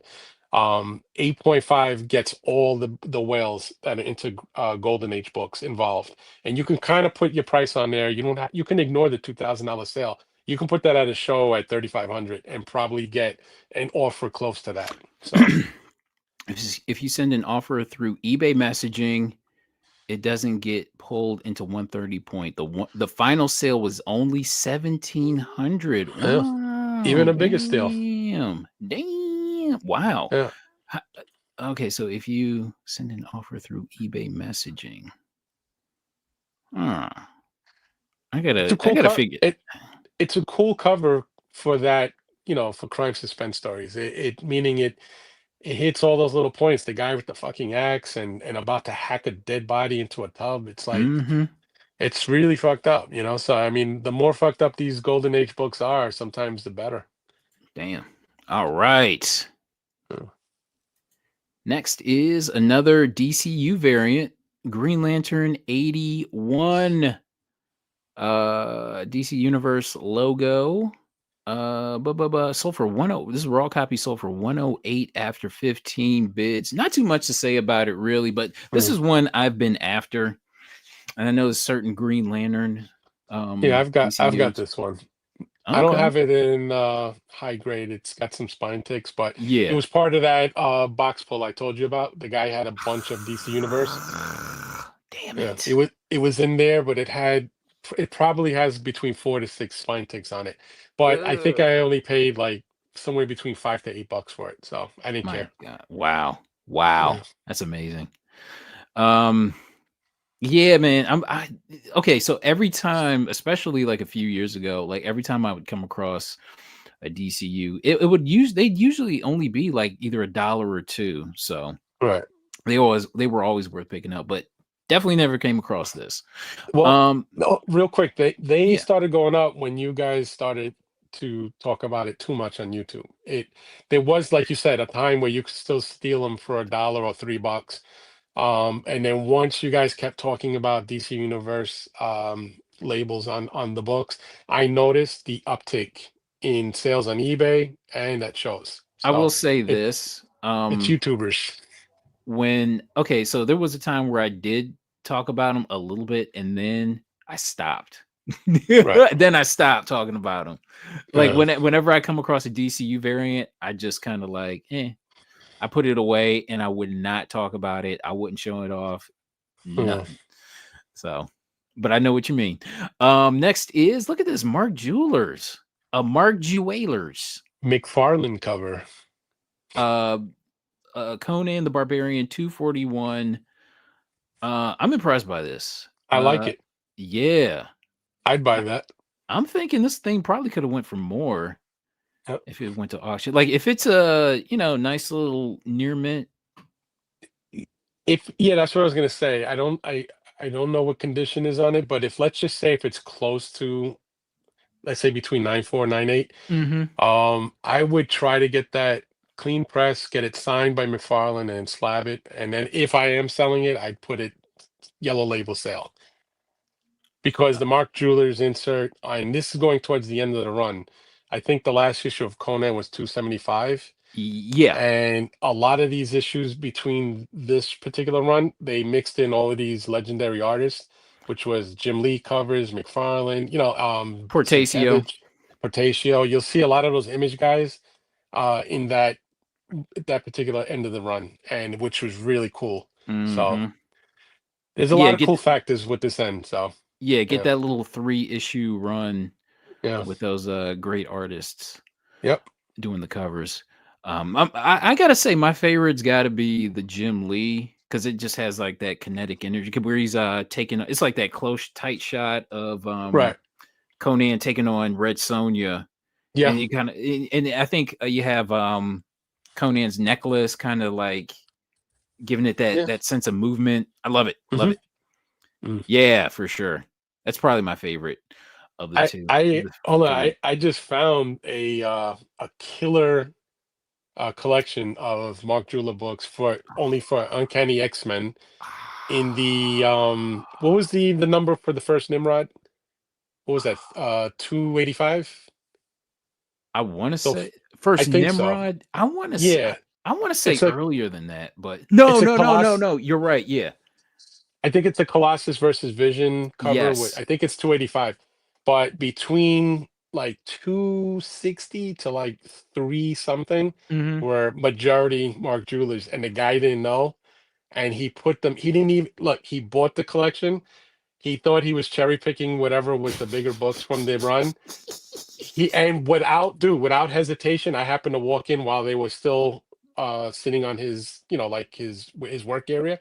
And Yeah. I said, "What's the deal with these books?" He said, I'm gonna bang them out real quick in the dollar section. I said, $1. And they were all really nice shape. So I Were just some of them Extinction Agenda? yes. And what this is what happened. I didn't listen. I didn't know they were Mark Jules till I got home. I Oh didn't know. I damn, just took whatever was newsstand because that's in my nature. And when I got home, I started to rebag them into That's because amazing. they, like I said, they were high grade. Yeah. So as I started to rebag them, I noticed one of them wasn't flimsy, like it was stiff because of the Mark Jewelers insert. So I look inside and I'm looking and I'm like, what? So Damn. now I start looking. I think I scored around 30 books. I got 17 of them were Mark Jewelers and all high grade, Uncanny X-Men. So Damn. And yeah, pretty cool. you got the 3 Extinction Agenda issues. I believe one of them for sure. I don't know because there were a couple that weren't newsstands, so I Yeah. passed on them. Uh-huh. I just wanted to get newsstands because I can put them in boxes and sell them really quick. Yeah, yeah, yeah. But now that they're all Mac Jewelers, I'm keeping them because I kind of Mm. like it. So, Hell yeah. For sure, and for plus sure. the fact that I paid $1 each, it's like it's sick. That's a So, trophy. oh yeah, yeah. That's a trophy. And the You fucking funny thing was the next day I ran back there and I asked him because he still didn't ah. check. And I said, what did you do with those X-Men books? Because he had stacks of them on, and he said, oh, they're all in the dollar boxes. So I go race to the dollar boxes, and most of them did not have. I did find about five or six more, Yeah. but the majority of them had nothing in them. So I kind of Uh, lucked out okay. that he didn't catch it, and nobody else knew to look in the boxes yet. So That's amazing. That is yeah, it awesome. is. It is. Hell yeah. All right, next, a 9.6, Amazing Space. This is a book I never see ever.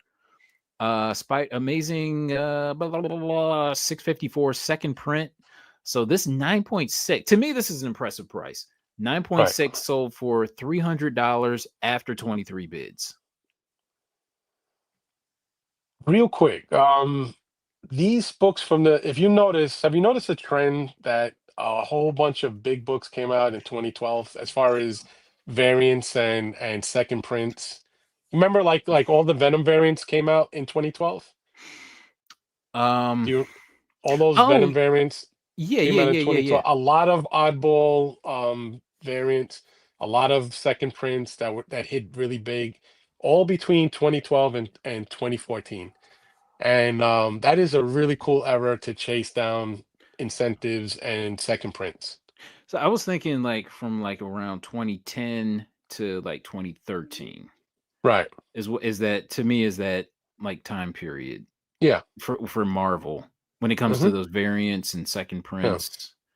But Yeah, I think this is from that time. Yeah, this is a ridiculously cool Venom cover. I like it a lot. never see it ever. So I don't I have it though. I'm gonna be honest, I don't have it. Yeah, So because I always I think that one day I'll just find it, for $5 or something like that. And you probably won't. I have a feeling that in that time frame that books were either low printed or just not highly ordered. I never catch a break finding a 2012 Venom variant or the second print Spider-Mans. I usually find them on somebody's wall. So I right, never find them in boxes ever. right. Yeah, same So, here.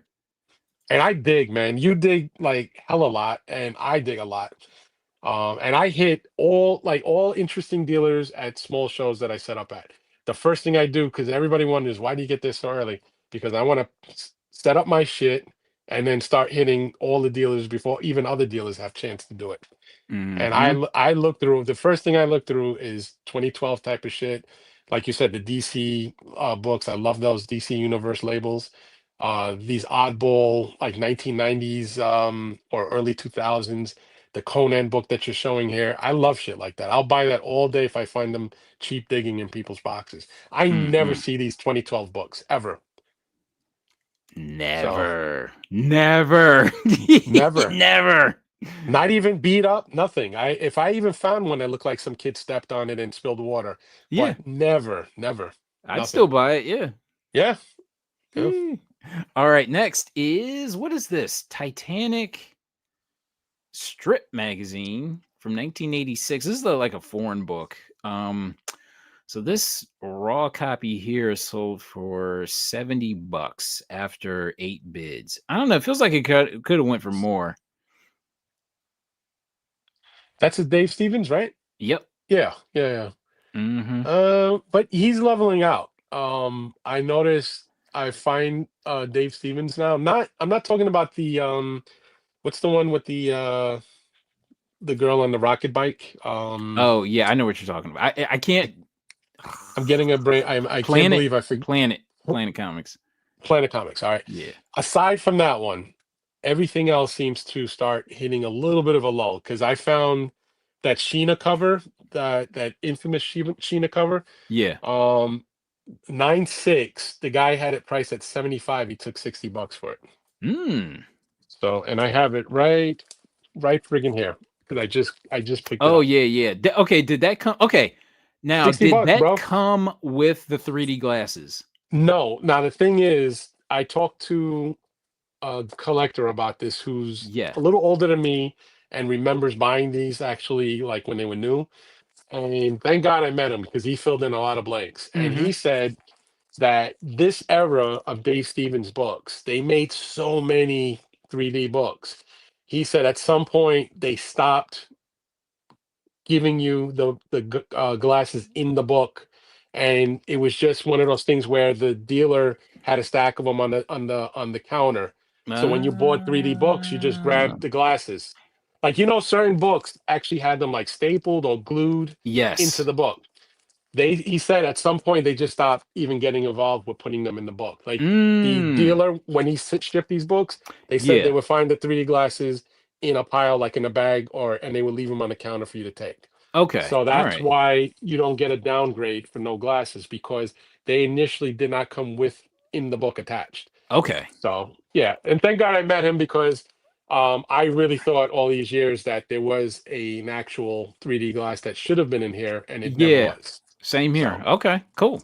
yeah, All right. Next is cul de sac. Now we talked about this before, yep, and this has the what the hell is this? This is like the CGC slab gimmick yeah. This is thing. what they did a limited version of these. This is what is it? Bad idea, right? Yeah. Bad idea. Okay, Yep. it's a cool book. Have you ever read it? No. If you can get a whatever first or second print copy of number Okay. one, read it. It is really good. All right. I because I love horror, it is really good. And it has potential to be even better than good. Meaning, if the following issues keep going, I think it's going to be really big. Now, whether this whole setup, this gimmick with this what is that stake going through the book going to Yeah. be a thing, I don't know. But the fact that it's like what, 1 in 1,000 or some shit, is that what it was? Or Yeah. Limited yeah. to, it said limited to 36. Didn't Bird City have one of these? Yeah, yeah. Did it? This is who sold it, Bird City. Oh, that's what it is. Okay, Yep. Bird City. Um, listen, uh, Shout out to Bird City Comics. yeah, I mean, was 1,500 good for them that they had I- to order 1,000? Hmm. Yeah, I That's what I'm mean, saying. yeah. Like, does it justify ordering 1,000 to get 1,500 for it? I bet you they didn't have to order 1,000. I bet you they just got No, I don't know. it. I I'm just bet you. asking a question. I bet.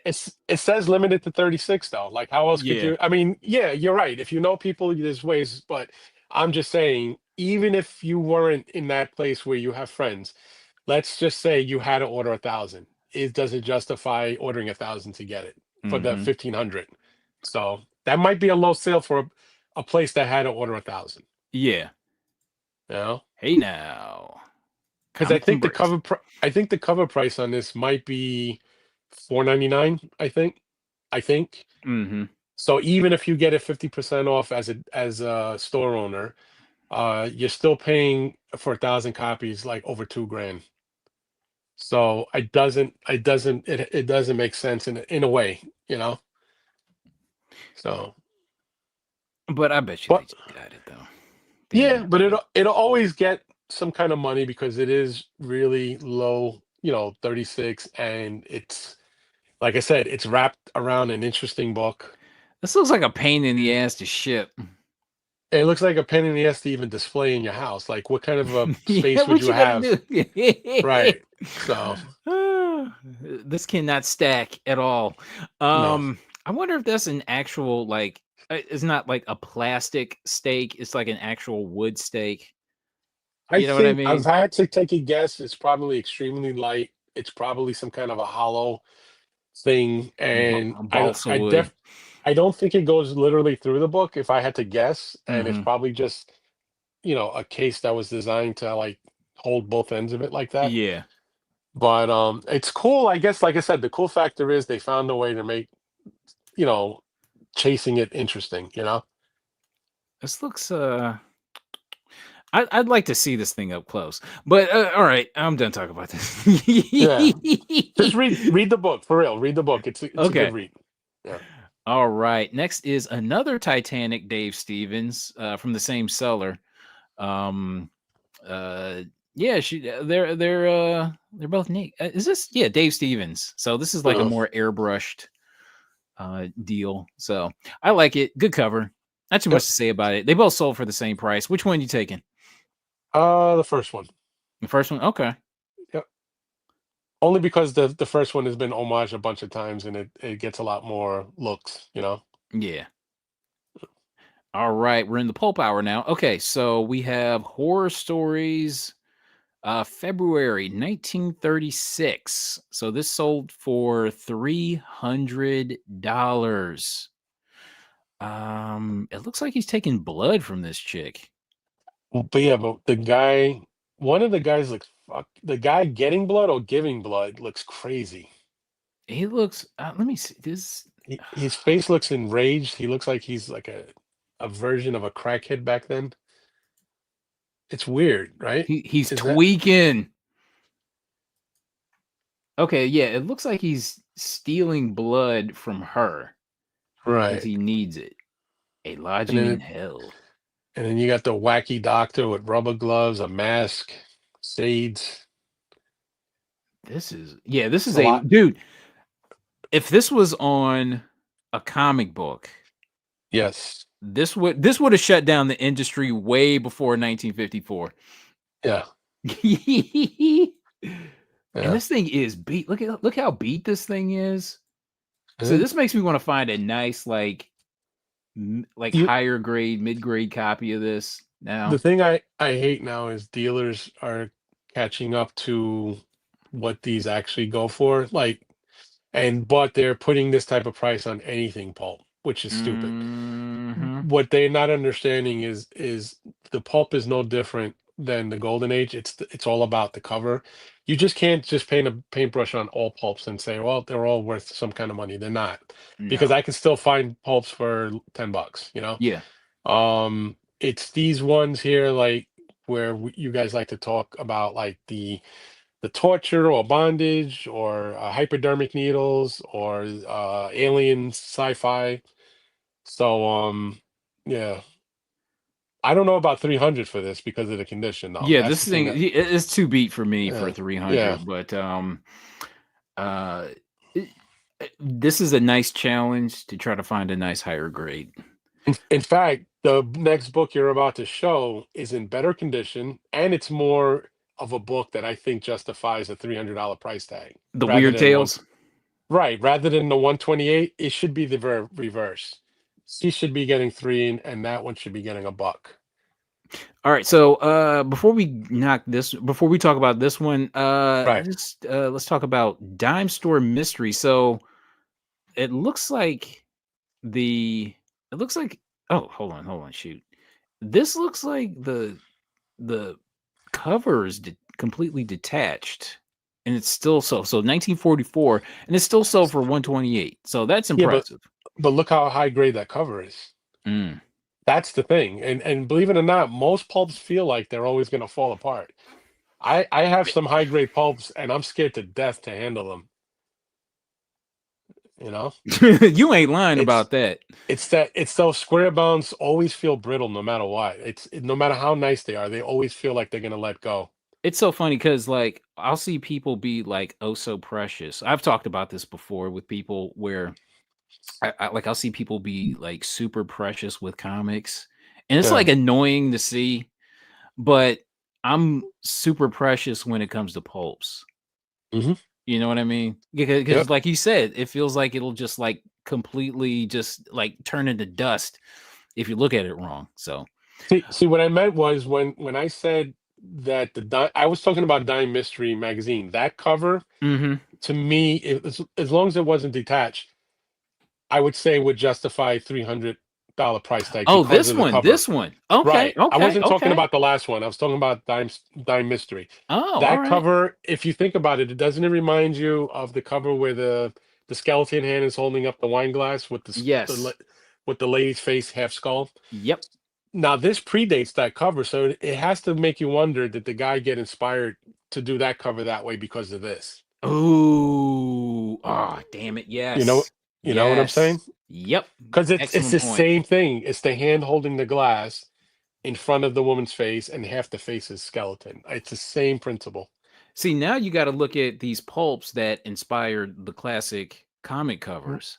Well, did you ever see the post Possibly. I made on Instagram? And I think I sent it to you, of the Dave Stevens cover that originally was a pulp before he made a rendition or an homage to it for Cheval Noir. I but It's that Western cover where the girl is shooting. yeah. There's an actual pulp where it's the exact same fucking artwork, and he Uh just kind of it looks like he just clearly swapped it. He homaged it. It's on my Instagram. It's and I know I sent it to you because I sent it to you in the message because I said, look at this fucking pulp I found, and I only paid $40 for that pulp, so wow. money well Okay. spent. All right, so here's one. Here's a copy that they want 6 grand for. Look at that. Yeah, but it's not. It's completely intact, Yeah, and although I don't get 6 grand for it, it looks like it's missing pieces. Yeah, yeah, that's what they want for yeah. it. That I that can't back imagine. cover is cooked, Yeah. but it's a gorgeous cover, bro. And Mm. look at if you look deep into the detail of the hand, the fucking guy's got like long claw type nails, and he's got a skull ring on with glowing eyes, which even makes you believe that might be like the devil or something. Mhm.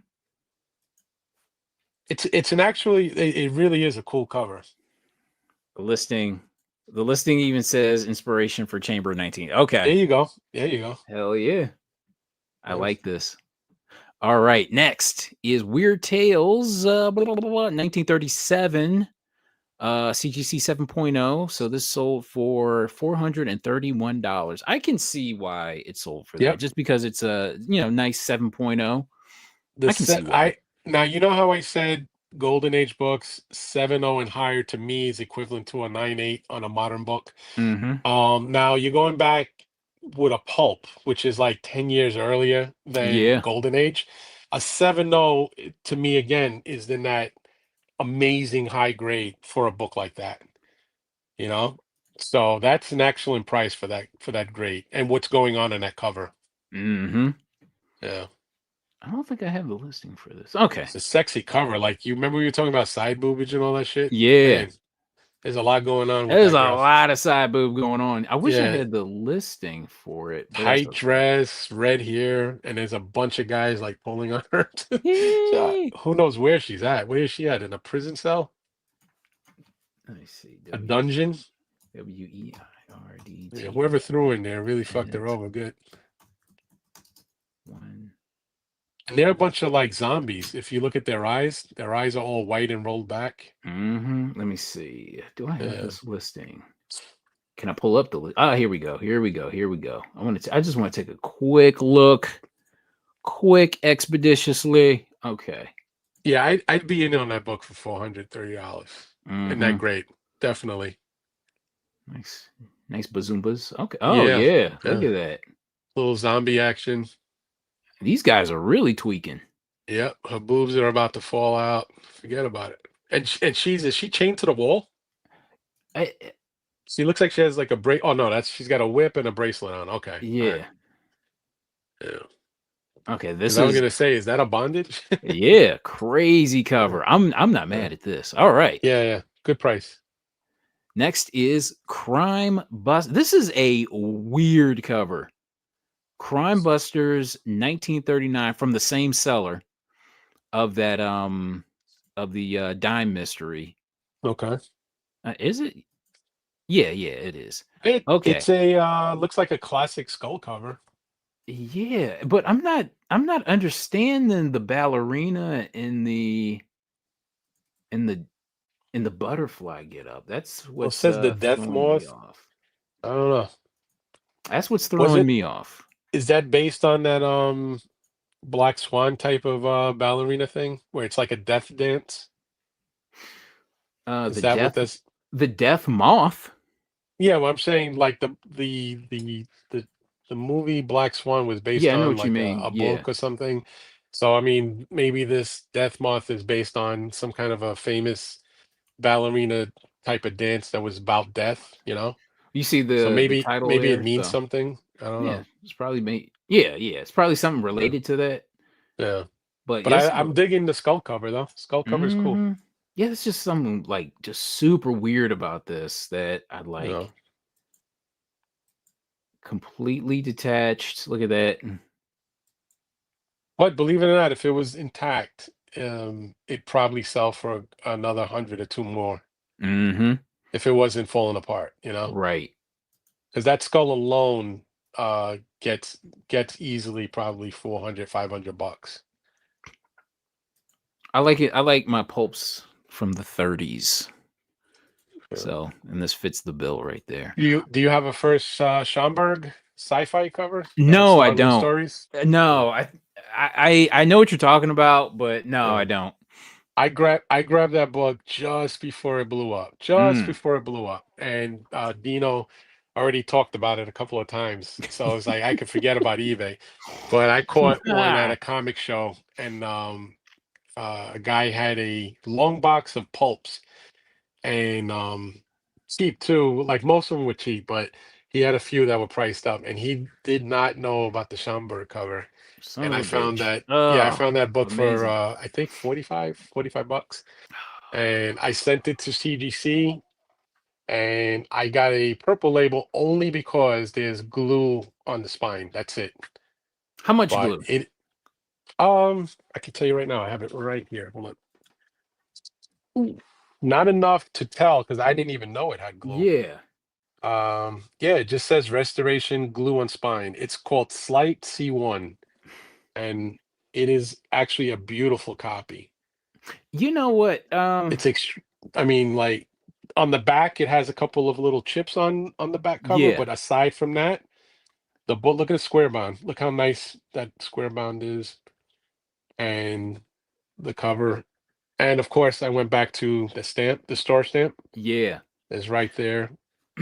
But this is first Alex Schomburg pulp cover. So Yeah, hey, when when you do get a purple label, does CGC contact you with the option to remove it or no?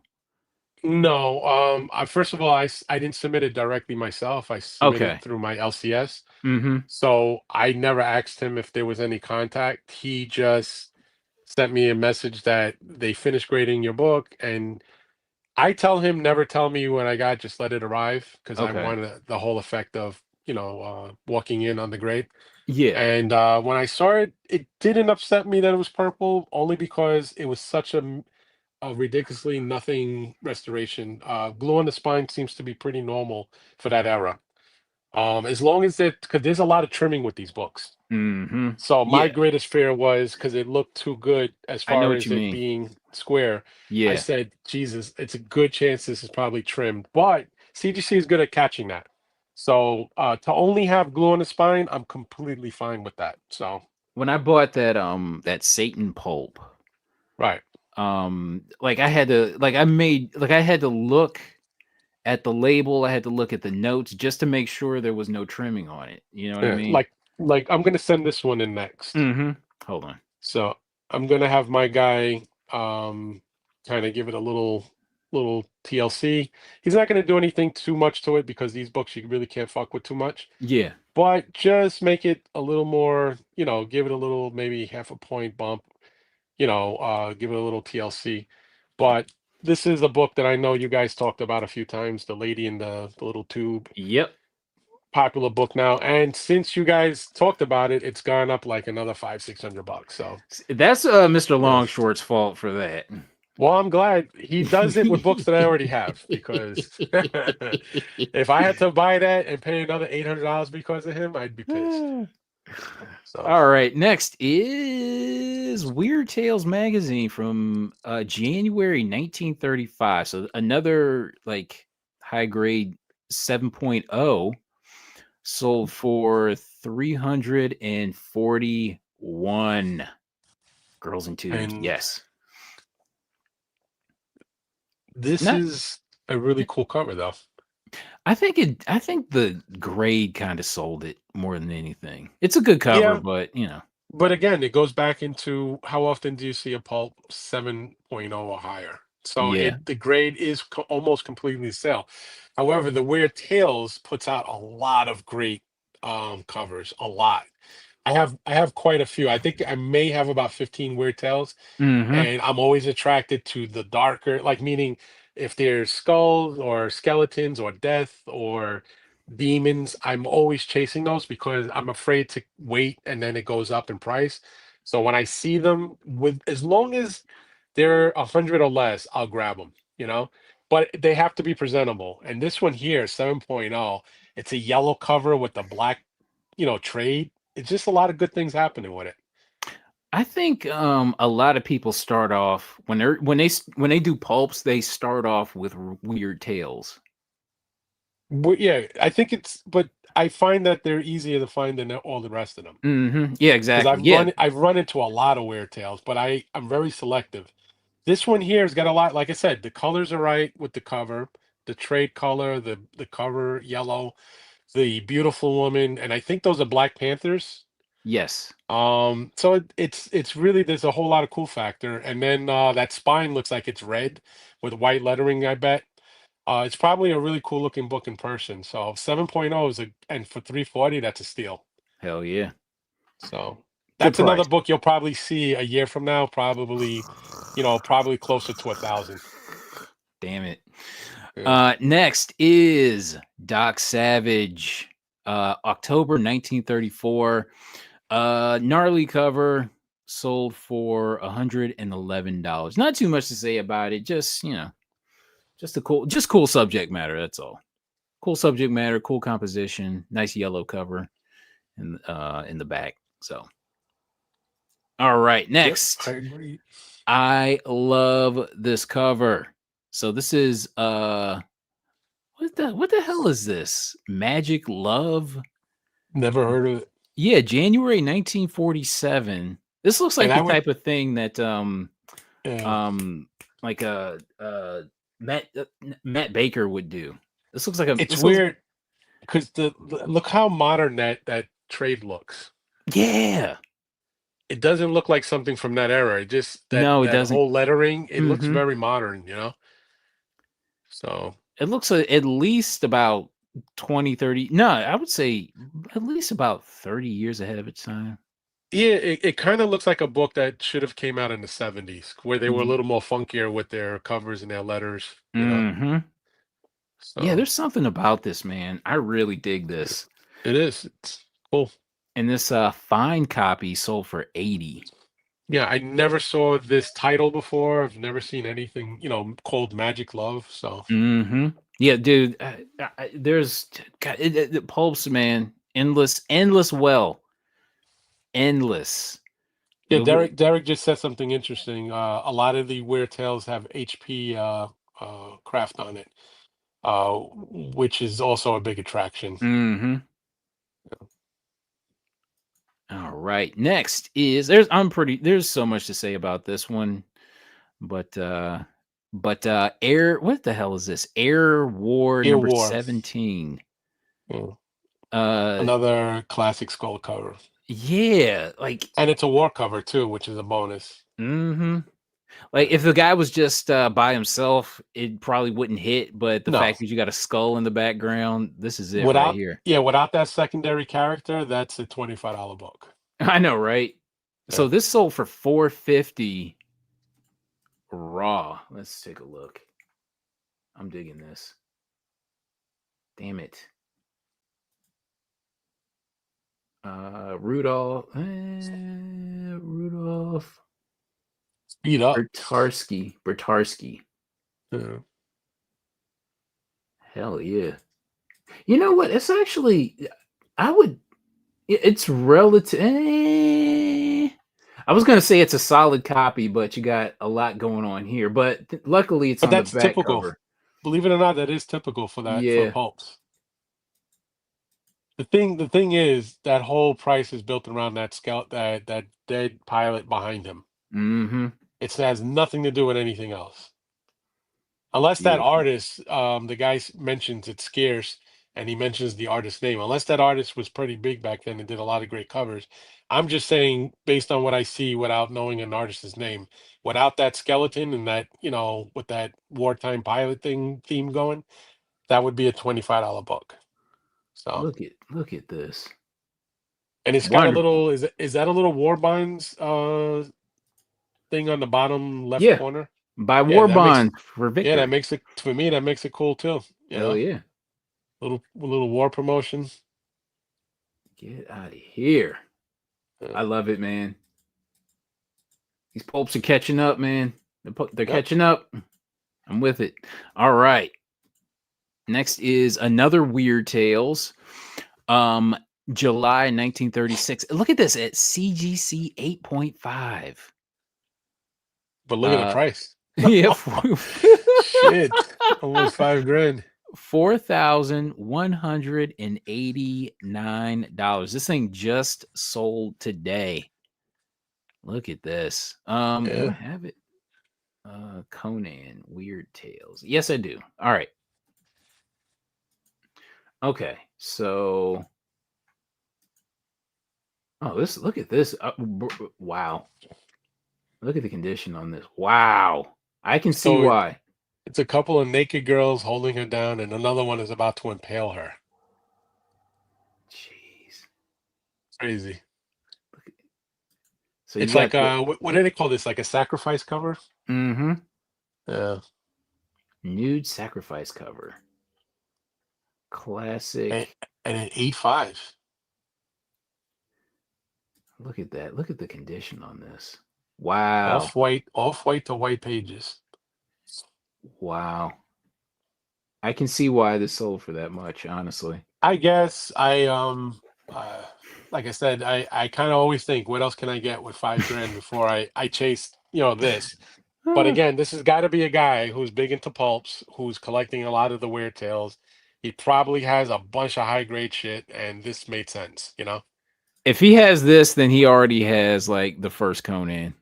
Yeah, definitely. You don't spend 5 grand on this and not have the Conan first. I know, right? Even if you're buying the Conan in a four or something, like a lower grade, you Mm-hmm. have to have that Conan before you buy this for 5 grand. Hell yeah. All right. Okay, proper slideshow here. We're gonna blow through that. God dang it. What time is it? It 12? is 12:20. We're going into the midnight hour. I was gonna say, Ben would have told you about 40 minutes ago, wrap it up. I know, right? But Uh, that's okay. That's okay. Just because I'm working without the regular crew, we we're just kind of blowing wind, so to speak. You know what this I'm saying? and this speed book looks like modern for some reason, or like a reprint. It doesn't look like an original 1943 book. Speed Comics, number 26, 1943. This is a Pierce Rice World War II swastika cover. All right. So nine, look at this. Nine total on the census. But I will Yep. say I would rather have Mr. Longshort here than not have Yep. him here. How about that? Yep. All Mhm. right. Next. Okay, so nine total on the census. The highest being an 8-0. Highest being an 8-0. Yep. And then you go from an 8 all the way down to a 6.5. And dude, those are all blue labels. There's not one qualified on there. Yeah, that's okay. That's impressive. Yeah. Yep. All overall impressive. Look at this raw. Raw copy sold for $3,551. That's wild. Yep. That is freaking wild. Do I have those? Let me see. I just want to take a really quick look at this thing. We're in extra innings right now. Captain Freedom. Hmm. I've never seen this cover before like the other day. But have you heard of Captain Freedom? Nope. Yeah, I Not was at gonna say all, I man. I've seen so many renditions of like super patriot type, these Captain America types. And never heard of him before. I'm wondering if this is like a one shot or something. Look at that. Because I haven't seen this character on other covers. Like this is the one and only time I've ever seen him. Yeah. Could Oh be my that. god, Could it look be at that. that's Look at why? that. Look at Yeah. that. Single Could it be? staple and detached. Could that be why it was so aggressive on the price? Like, it's like a one off of the character. I know, right? It's a cool first page too. Look at that. Captain Freedom. He's standing there. War scene right away. Cool book. Nice alternate Captain America here. Yeah. I don't know if it's $4,000 cool, but it is cool. It's cool, but yeah, I know what you mean. But damn, I mean, look at that. The staple is detached and everything. So it makes you wonder what what like a detached cover we go for. You know what I mean? Yeah. But it's in really solid shape though. Look how Y- clean the inside of that cover is. Yeah. It's not stained. It's not chipping away or holes anywhere. Yeah, it looks good. Very I'd be solid. fine with that book. Like I said, again, not in that price range, but I'd like that copy though. Yep. Late night pimping. Yes, sir. All right. Next. Scoop Comics number 2 from 1941. Charles Sultan cover. Um I've seen this one before up close. It's really nice. real okay. That's what I Yeah, figured. I've seen it on a dealer's wall, and I asked, "Can I see it closer?" Because the black cover with all that green, and it just really pops. And if you notice that trade Scoop Comics, it almost looks like Punch Comics the way they Mm, wrote their trade. yeah. So it really, it spoke to me a little bit, and I asked to see it up close, but the price, the price was kind of. It must be something I'm not. It could be what I was just saying. It's such a cool cover, and then being all black, the colors pop on it different. The colors, the composition, Yeah. it is a lot going for this. So this is 1941, 20 total on the census. The highest is a 8.5. Before Wow. you show the price, is there a Sure. price connected to this? I'm going to tell you what I saw the guy had it for. Okay. He had it up for $2,500, but it was not nice at all. It was a pretty low grade. Okay. Let's see what this thing. So, because I forget the condition that it was in. Uh, Oh wow! Look at this beater. This beater. Look at this beater. what, This thing what sold was, for 3,676 yeah, after 35 right. bids. This guy had, I think, 2,500 on his, and it was beat. And I was just kind of like, man, it's such cool colors, but 2,500 for, and maybe not as bad as this one, but he had 2,500 on a beat copy though. Yeah. I'll be wow. Because here's the Well, thing.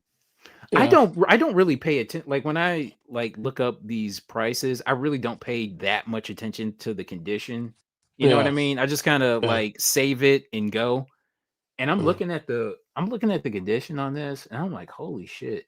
Is nothing like between something was chewing on it, like some kind of silverfish bugs, Yeah. and splitting spine splits, peeling back of the where the staple connected to the cover. Um, but still, again, if I found this and somebody said, give me 100 for it, I'd probably give them a Oh 100 for it. hell yeah. Oh, But in a I heartbeat. can't see myself going into the massive amounts of hundreds or The even 1,000 and higher. thousands dollar range. Yeah. Yeah, not in that condition. It would have to be present so much. It would have to be like a 4.0 type of condition for me to even look at spending over 1,000.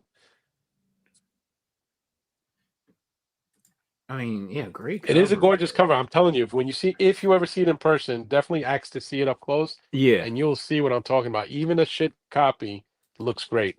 So it's I, the I'm it's the colors. Trust me. I'm not gonna lie, I'm flabbergasted by this price, man. Yeah. That's why when the guy said the price, I was just like, I handed it back to him right away. I was like, cool book, man. It makes you think whoever bought this has like other shit too. You have to. This is and the funny thing is, most of the high-end golden age collectors that I've come across that I've met, they usually have a condition fetish, like it has to be mid-grade or higher.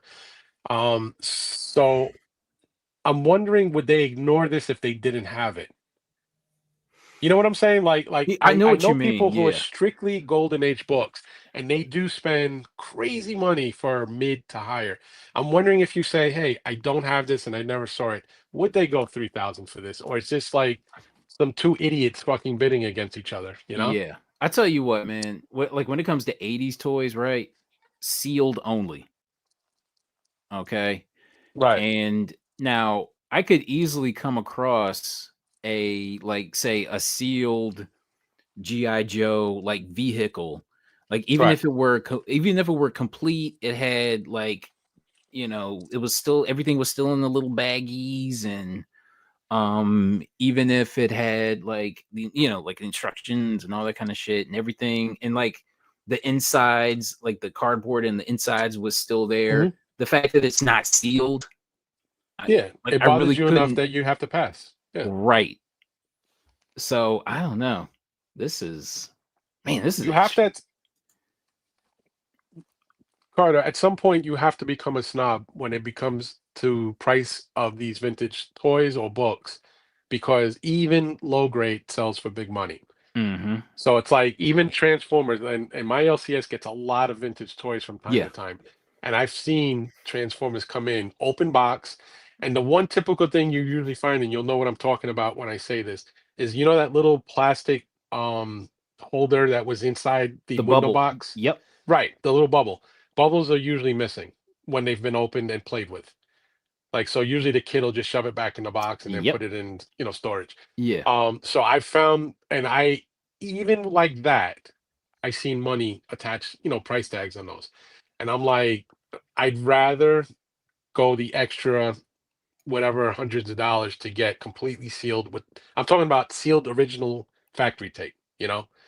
I'm not talking about somebody resealed it, or I Yeah. think you bought one where somebody fucked with it and Yeah. then tried to pawn it off as Yeah. sealed until you got it, Um, but man, vintage toys are a tricky thing. They're probably trickier than comics. So Oh my god, dude, yeah, it's an uphill battle, but yeah, but I will say it makes things easier. You know what I mean? Because I'm not yeah. compelled to buy something that's not exactly how I want it. But when it comes to like comics, you gotta like sometimes you gotta overlook certain things when it comes to the condition. But something like this, pass. I think you've been collecting comics more than toys, though, right? Or Yeah, you've gone deeper with comics than toys. it's like neck and neck almost, but I can find more comics. You know what I mean? Like I'll go to a toy show and I'll come out with like a ton of comics where I won't find any toys. You see what Derek is saying here about GPA? GPA prices are insane. A 1.5 sold for 11K, a 1.8 sold for 13. This might actually be a bargain. Yeah, Wow. but Okay. can I say something though? Sure. When were those sales? Were they during COVID? Like again, I have to keep mentioning COVID because Yeah. people were really paying fuck you prices on books during COVID. Like were those sales after 2019 and before 2022? If they were, then I would think that they overpaid because they're sitting around dicking around at home collecting and not going anywhere. So Mm, okay. Yeah, good point. Good point, both of you. All right. What's next? Okay. Air Ace, number two from 1944. And classic cover. So this is volume two, number two. mhm.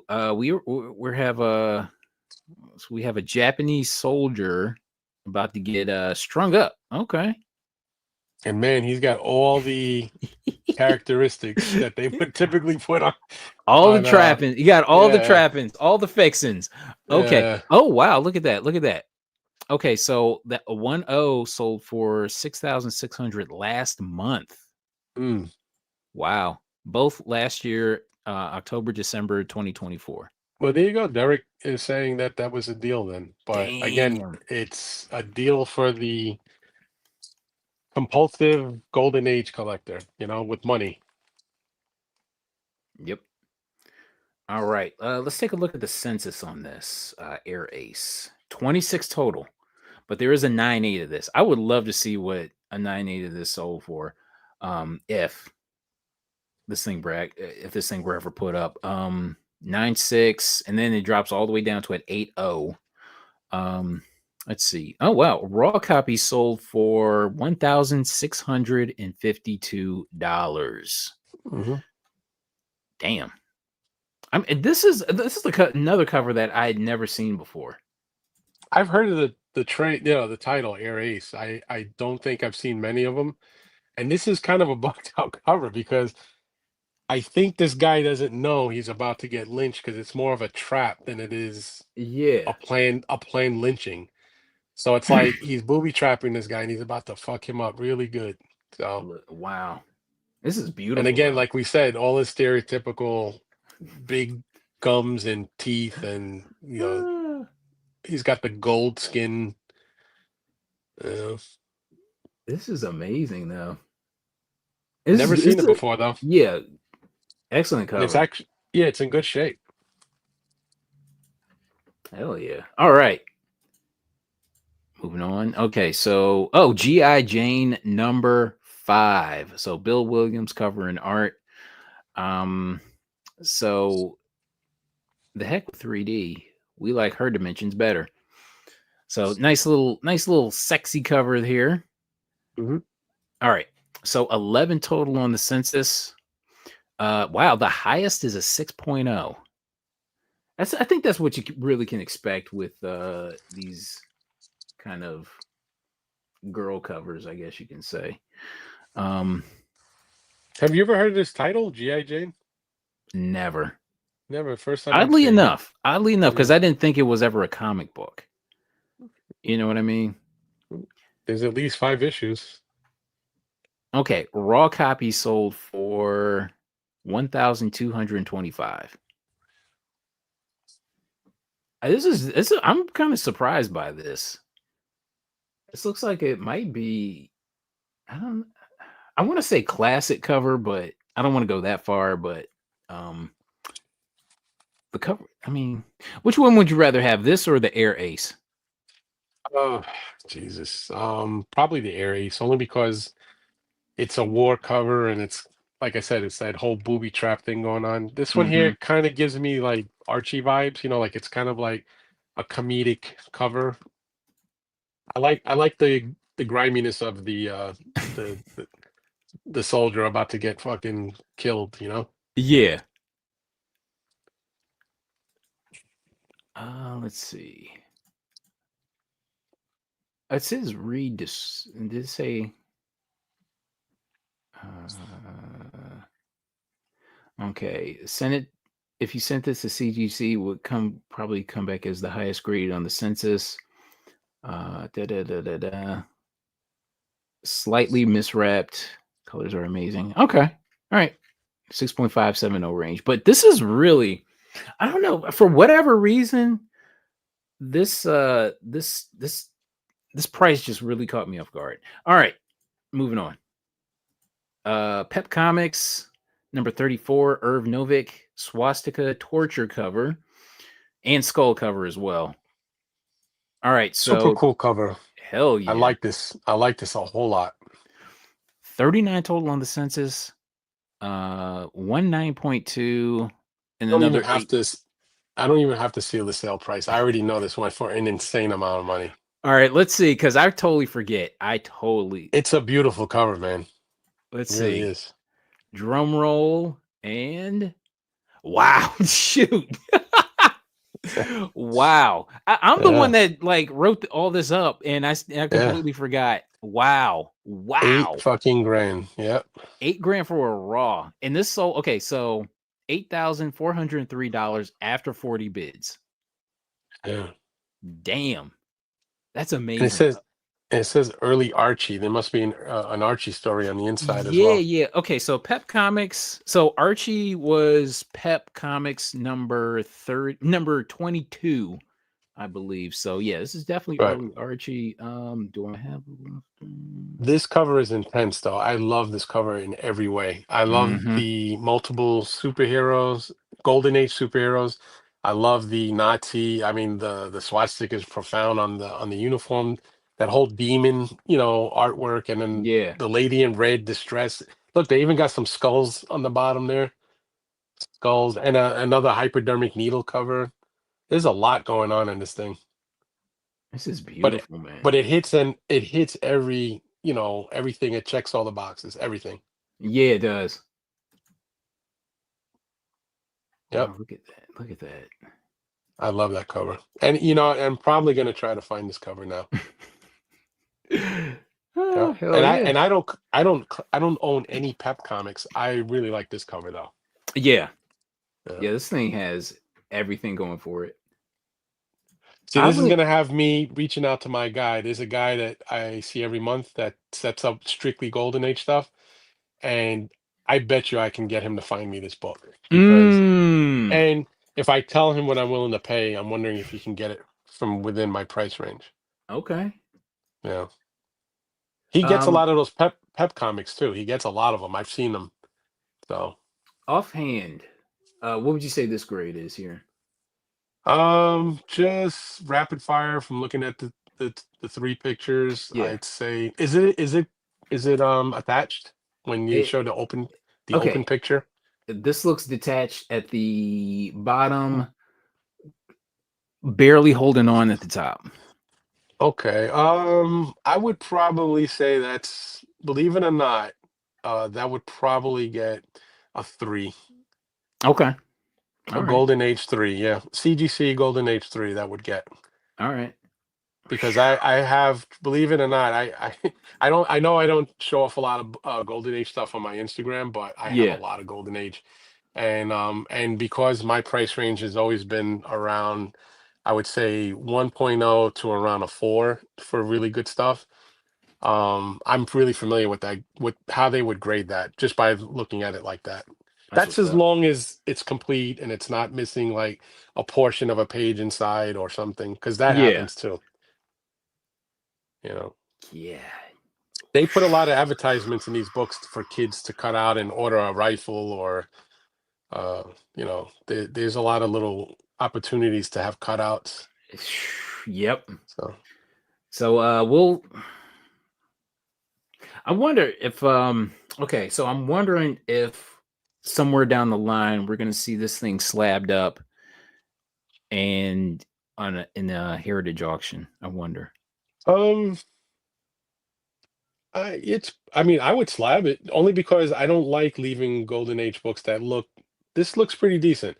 I Hmm. would like to preserve it and not have any problems or accidents or any deterioration because of not properly storing it. So I'd probably slab it regardless. I wouldn't even give a shit if it came back a 3 or a 2.5. But I think it stands to me. It feels to me like a 3.35, solid. So Okay. it's worth slabbing, and you probably get a little bit more money if in a CGC slab blue label. For sure. Wow. Yeah. Blown away. All right, now we're in the modern age here. Okay, Highlander, American Dream, number one. So this is a 1 in 10 hollow foil variant. So this is from 2017. This I've never seen this cover before. Never even knew there was a Highlander comic, Yeah, me neither. but IDW does that. They put out shit that you know I sometimes never knew even existed. So, They low key have like an endless well of shit themselves. You know what yep. I mean? Like like when you think like when you think of like a property or something like that, you're like, there's no comic book for that. IDW's got it. Yep. Yeah. All right. 19 total on the census for this. 6 Universal 9/8, 4 Signature Series 9/8. All right. So this raw copy here sold for $200. Not too much to say about it, but I just saw that like it sold like within the past few days. So yeah, I thought this was a really strong sale. And that the one that's in the auction is foil. The Hmm. one that you're showing in your file shot doesn't look foil. Exactly. Yeah. So Yeah, there's this is the apparently two best. versions. Yeah, this is like Yeah. the best photo that I could find for it. Yeah. But yeah, I mean, very impressive. It probably looks a lot more impressive in foil because that picture inside the auction looks really nice. Mhm. Okay, so, this looks like the type of book that maybe I would have passed up just because I wouldn't have known what it was. You know what I mean? But But you but let me tell you something. Wouldn't it intrigue you though if, let's say, that was either in a box that had high grade um incentives, Mhm. and then you see that price tag, and that's spot foil. That entire book is not foil. It's just the metal parts on the sword and the Yep. trade, Mhm. which is even cooler. I like that a lot. So, wouldn't that intrigue you? Wouldn't you like at least whip out your phone and try to look it up and see, is that the Oh, yeah. going rate, 'Cause yeah, 'cause or this is is that? something like that. Okay, something Yeah, like this, and when I see, like, RI on yeah, an IDW, I usually stop. You know what I mean? yeah, yeah. I usually stop. But I if I don't think I'm buying a Highlander book for 200 though. I don't give a no. shit about the ratio. I'd buy this book probably. I'd be in between 30 and 40, under 50. Only because it's Highlander, not because if it was like Excalibur or Game of Thrones, I'd probably buy that for 100 and better. But for some Highlander, and to me, Highlander was kind of like a C-list, adventure movie. So, Yeah. yeah. I would say if that didn't have the RI on it, I would have passed it. Okay. All right. What's next? Scud, Disposable Assassin, number 21. Second print, I believe Ashley Wood from what I looked up about this. Yeah, we've talked about this on Long Story Short. Yeah. Yeah. I've And seen you okay, guys talk about it. yeah. Seven total on the census, 698s. 698s. Yeah. And all right, so we've got look at this freaking raw copy, man. Sold for $296 after 21 bids. God. Now this is something like I always like I think I try to make a concerted effort to try to find. You know what Right. I mean? But I never do. But I'm saying, but are you interested in that price point? Absolutely. For I'm interested in finding like in the discount bin. no, I'm I in, know where you really want to find it, but I'm saying if yeah. you saw this for, let's say, 2 to 300, are you interested, or are you just No. kind of like, No. no? Yeah, okay. Oh, okay, okay, I'll tell you what. If I see this for, like, maybe God, man, I'm thinking, like 50 or 75 or something like that. Hell, maybe even 100, but it has to Yeah, be the really cap is a nice. hundred. Yeah, it has Yes. to be a 9A candidate for 100 for me. For Yes. me. Yes. Yeah. Exactly. But, yeah, this is, yeah, never But see it. you know what this is though? I think, Mercenant, this is number 21. This is a person trying to put together the run possibly, and it just becomes harder and harder. And it gets to the point where it's a collectible niche for certain people. And if they already have like 10 or 12 issues in this run, they're like, fuck it, you know? They understand it's a tough book to find. So I would like to know the story on this bottomless girl on the cover. Yeah, I don't know. that's wild. That's a wild Yeah. cover. And I believe okay, that's it. That's it. We're done. We're done. We're a You little made it. under 4 hours. Longest show for you probably, right? Yeah, yeah, yeah, yeah, yeah. Yeah. You know We what's funny? Ben is gonna he's gonna find this episode, and you're gonna tell him, guess who I had on, and he's gonna you better tell him that he better make start it early in the day to watch it, and have nothing to do. I know, right? He better be Yeah, driving or something. He better be driving like on a 4-hour drive, yeah, like a 4-hour trip, and yeah. be listening to this. But yeah, this was a good time, man. Thank you for joining. Yeah, man. I like, again, I've always wanted to join. I think you guys, I love that you guys talk about like really get into it with older books and stuff. I love being on Brian's show because we really get into details, more of behind the scenes type of stuff on books. Yeah. But I love just talking about finding books and all the different age, golden age pulps. It kills me to sit here and watch, and I'm sure like there's a bunch of these guys that I'm friendly with online, and we all love these type of books, and it probably kills us to sit here and watch you guys talk about it and not be able to verbally say something. Yeah, yeah, yeah. It'd probably be better if there was more of a round table like you guys used to have when you had the old school flip side when there was like 8 of you in the chat. Yeah. Because you really heard so many opinions swirling around books. So um yeah, but this is kind of cool experience to be on the show with you. It's thank you for having me on. Yeah, yeah, thank you, because I appreciate listen, I like, insights, and I appreciate your insight. Yeah, man. But this was a good time. You know what? If I weren't hopped up on energy drinks, All right. I'd be kinda sleepy, but, Or you would have said we got to move along a little faster I because would've been, like, woozy. I would've been I know like this. last week's show, I think me, I want to say Jersey to the Bay and Derek, we were busting Ben's balls because he was collapsing in the chair. Like you could see Yeah, yeah, his yeah. shoulders gave up.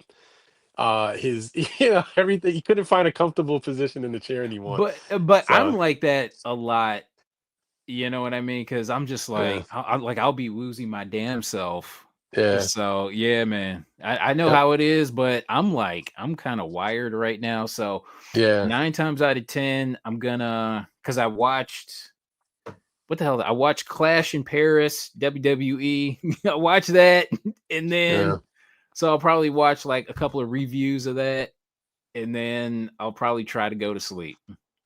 That's the plan, and I'm looking forward to it, and, ain't got nothing to do tomorrow. I can't wait to not do a freaking thing. So what's your plans for tomorrow? I had a friend, a really cool friend, invite me. He's one of my main local comic shop. Yeah. Um, they're having a big barbecue in Long Island, which is out here in New York, and it's only going to be the crew from the comic shop. So it's going to be Oh, cool because nice. a bunch of us are cigar smokers. So it's almost like how we all vibe like on these shows talking to each other, but it's going to be, of course, without a camera, and we're just going to be chilling, probably talking about books, smoking cigars around the grill, and maybe jumping in the pool for a little while. But so it's going to be a nice, relaxing uh, day for me tomorrow. Hell yeah. That's what's So, up. All right, brother. but I appreciate you. yeah, man. I appreciate you guys out in the chat. You guys, you held us down. You guys held it down.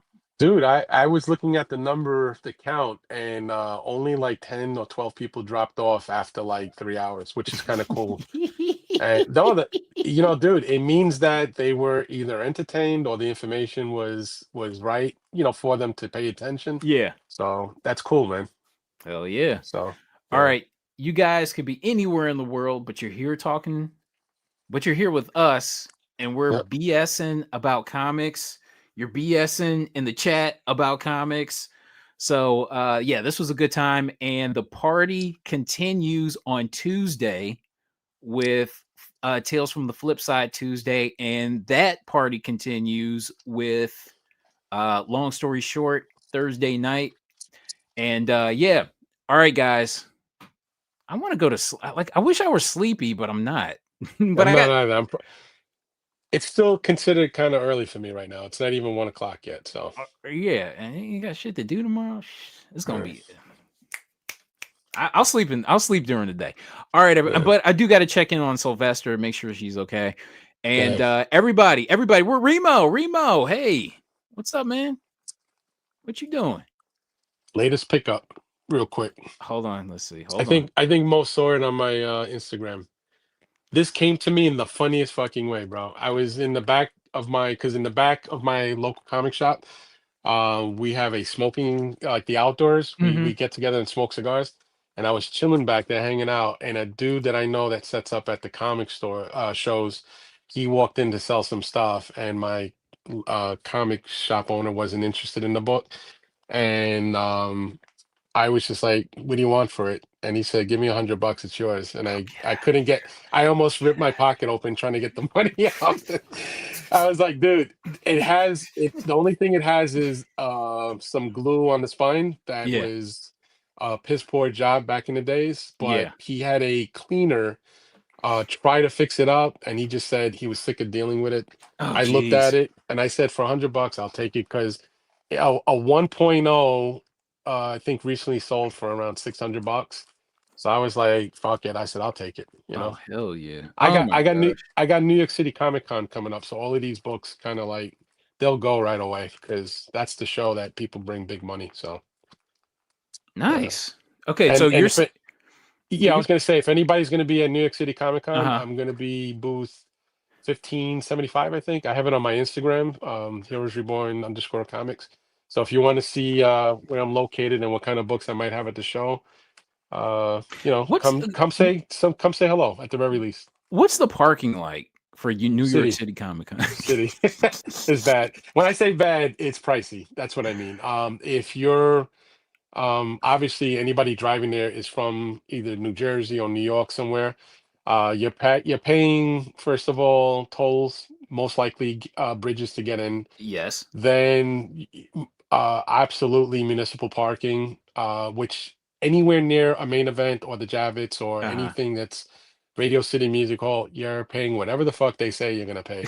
And when yeah, and when they know there's an event going on, and trust me, everybody at least 20 minutes drive away from the Javits knows that that Comic Con is happening or car shows, anything big there, they automatically add another 30 or 40% to their daily parking. So you Uh, could typically park there for an entire, let's say, just for argument, 12 hours okay. for probably around $55. They charge a flat like $85 on an event. Yeah, so I'm paying, and I have a fucking huge truck. I have a Hummer H2. Yeah.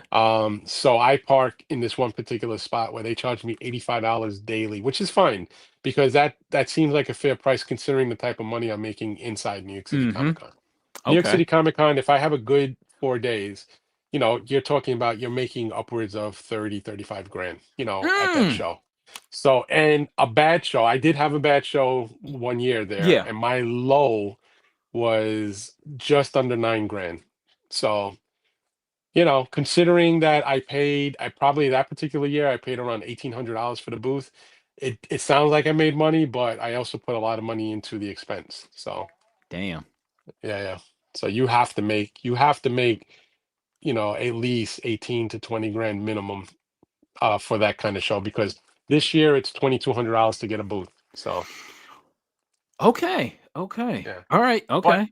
yeah, but anybody who's trying to drive into New York and you haven't done it before, you're going to pay tolls, and the tolls are no joke. They're more money than ever.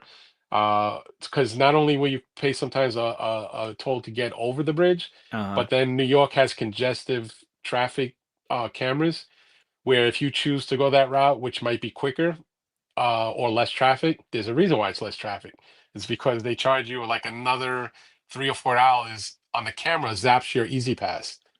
So you get, yeah, and that's going one way. Ooh. You're paying another $3 or $4 going back the other way to the bridge. Oh, So god. yeah, so if you choose certain routes, you're gonna get Yeah. hit again and again. So it's a whole thing, man. And if you're not familiar with New York, you're gonna get screwed with a lot of those cameras that zap your pass. And if Uh-huh. you don't have your Easy Pass out, they take a picture of your plate and they send you, I think maybe a one-time opportunity to pay the toll through either your card or something. And if you don't pay within like a certain period of time, you get hit with a stupid fine. I'm talking about a fine that it's like $150 or $200 for the fine. So it's really if you blow them off, you're fucked. So it's Oh. expensive. Look, Brian already said. I think he said he's getting a hotel for the 4 days, Yeah. and he's saying it's already in the $4,000 range for 4 days. Yeah, and I guarantee you, he's not staying at the fucking the plaza. So He's not staying at the Bellagio? no. The NYC version of the Bellagio? I wouldn't be surprised if he's not going to be listening to people fuck through the walls all night. Oh, man, So, damn. yeah, See, I that's don't what know. I don't want to say that. I don't. He could be staying at a nice place for that price. I don't know, but it sounds cheap considering what you can be paying in New York City. yeah, holy shit. Okay, damn, Yeah. alright. Okay, but the overall con experience for I mean, NYCC. For me, as a dealer, it's fantastic because first of all, I talk like this Yeah. to everybody that comes to my booth. I don't give people like 2 seconds of my time, or I don't, Mhm. I don't act rude. I talk to everybody. I love talking books. So I can literally, if it's not busy, I will sit there and talk comics for an hour straight with Hell yeah. everybody. Hell yeah. So I have fun no matter what. I don't look at the cost of the booth as a headache because the whole experience of being in New York City Comic Con is really fun. And then the opportunity to run into really cool people. This will be the first year that I meet Ryan in person. Yeah. So that'll be already to me a huge thing because so many years I've known him through the internet. And then it's like finally meeting somebody in person, and maybe we go out for dinner or drinks, at Yeah. one of the nights would be cool. Then I've already been with Leg a bunch of times at different cons with Spears, and he's like one of the coolest guys on the planet. Yeah. I've met Clutch a couple of times. He's super cool. He's one of the best guys in the business. I've met Drew from Wanted Comics, super nice guy, top shelf guy. These guys are all like when you meet them and you hang out, it's like the best fun in the world. And then I think I'm gonna probably see Nate for the first time, who's Trial by Gods. Mhm. He's always on Brian's channel, I think during the week sometime. Yeah. I think he might be there, so I might be meeting him. But he and I are two that like to chat in private chat about original artwork or comic books and some vintage toys because he likes 3 3/4 GI Joes, and I have a lot of that stuff. So we've talked a lot on the side about it. So it'd Yeah. be cool to shake hands with him and finally meet him as well. I would have loved to meet. I've met Red Hood. Red Hood is the coolest guy on the planet, and I seriously call that guy my friend. We've hung out and we've got to know each other really well, and he's one of the greatest guys on the planet. So if you guys ever get meet Red Hood or have a chance to, don't feel funny approaching him. He does look like a real mean bastard, but he's super super cool. Yeah, dude, and dude, the funniest guy on the planet too. When he tells stories, you better have taken a piss before he tells you the story I because know. he will. Yeah, his stories. We were driving in Huntsville, and the Yeah. stories he was telling me about the fucking hotel room and all the whatever. It's just you will laugh your ass off. But all good guys, all great guys. And then when I start meeting a lot of guys that now that I'm like on a live chat with Brian's show, I've developed relationships with a lot of guys in the chat. And then now, like, I'm going to be seeing a lot of them at the show as well because they're like, yeah, I'm definitely going. I'll see you. So, again, it's always going to be fun. So, me, the price of being at the show is worth it just having the fun? Speaking of GI Joes, did you see the price for this? The sealed Yeah. hiss. Yes. There was, Oh, tell me if I'm crazy, but there was an insane, retarded sale for a headquarters. No, I'm was it? sorry, not headquarters. I'm sorry, I'm talking He-Man now. Yeah. A Castle Grayskull in the Yeah. original box. I Somebody showed that in some chat I was in, and I was like, 80s toys are getting their due, man. I tell you, these Listen. prices. I'm only freaking out because I have a sealed hiss. You have this one though, the black one? Yeah. Oh, because that the black series of all those vehicles are ridiculously rare. Yeah. I've seen a lot of them beat to shit, like my LCS gets them played with, like from loose collections. Yeah. I almost bought the jet, the big black jet. Oh, But it the was Night Raven. Yeah, but it was missing 50% of everything. And I was just Okay. like, it's probably gonna cost me, $500 just to buy the accessories, and I just passed on it. But though there I remember when I was a kid when this shit first came out in the shelves, and you almost never saw any of this shit. Like I don't know, I don't remember any of these black I, sets being yeah. available. Yeah. I'm freaking So out. I'm freaking out over this. But yeah. yeah. All right. Like, yeah, man. Now, what were you gonna say? No, I was gonna say the other stuff I remember, the corny shit, like the Tiger Force and Python patrols. I remember that, and I do remember like the first thing I said was that shit is corny. Like like they just put this, they gave you the same figures and then put the paint pattern of the whole theme all over the figures. Who knew that this many years later it would be like more of the sought out stuff? But I Yeah, thought it they was just corny resold when you I some first shit. saw it. Yeah, Nah, yeah, yeah. you know what? I thought it was cool just because. but then after a while, I'm just like, oh, these are just these are just reprints. But Yeah. yeah, listen, I can talk GI Joes too. Yeah, man. Listen, Yeah. comics, GI Joes, Transformers, anything 80s, I can talk about it. All right, everybody. Yeah, Another we're day, just another day. we're getting it just in under 4 hours. We might go. Yeah. Oh, I'm trying. I'm not trying to, but this is a marathon Yeah. stream, and just for Labor Day, just for Labor Day, Yeah. Yeah. some for y'all to do.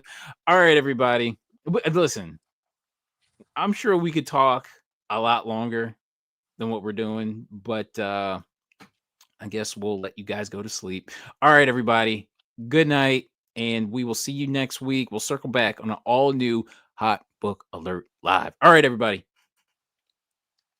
End stream, yes.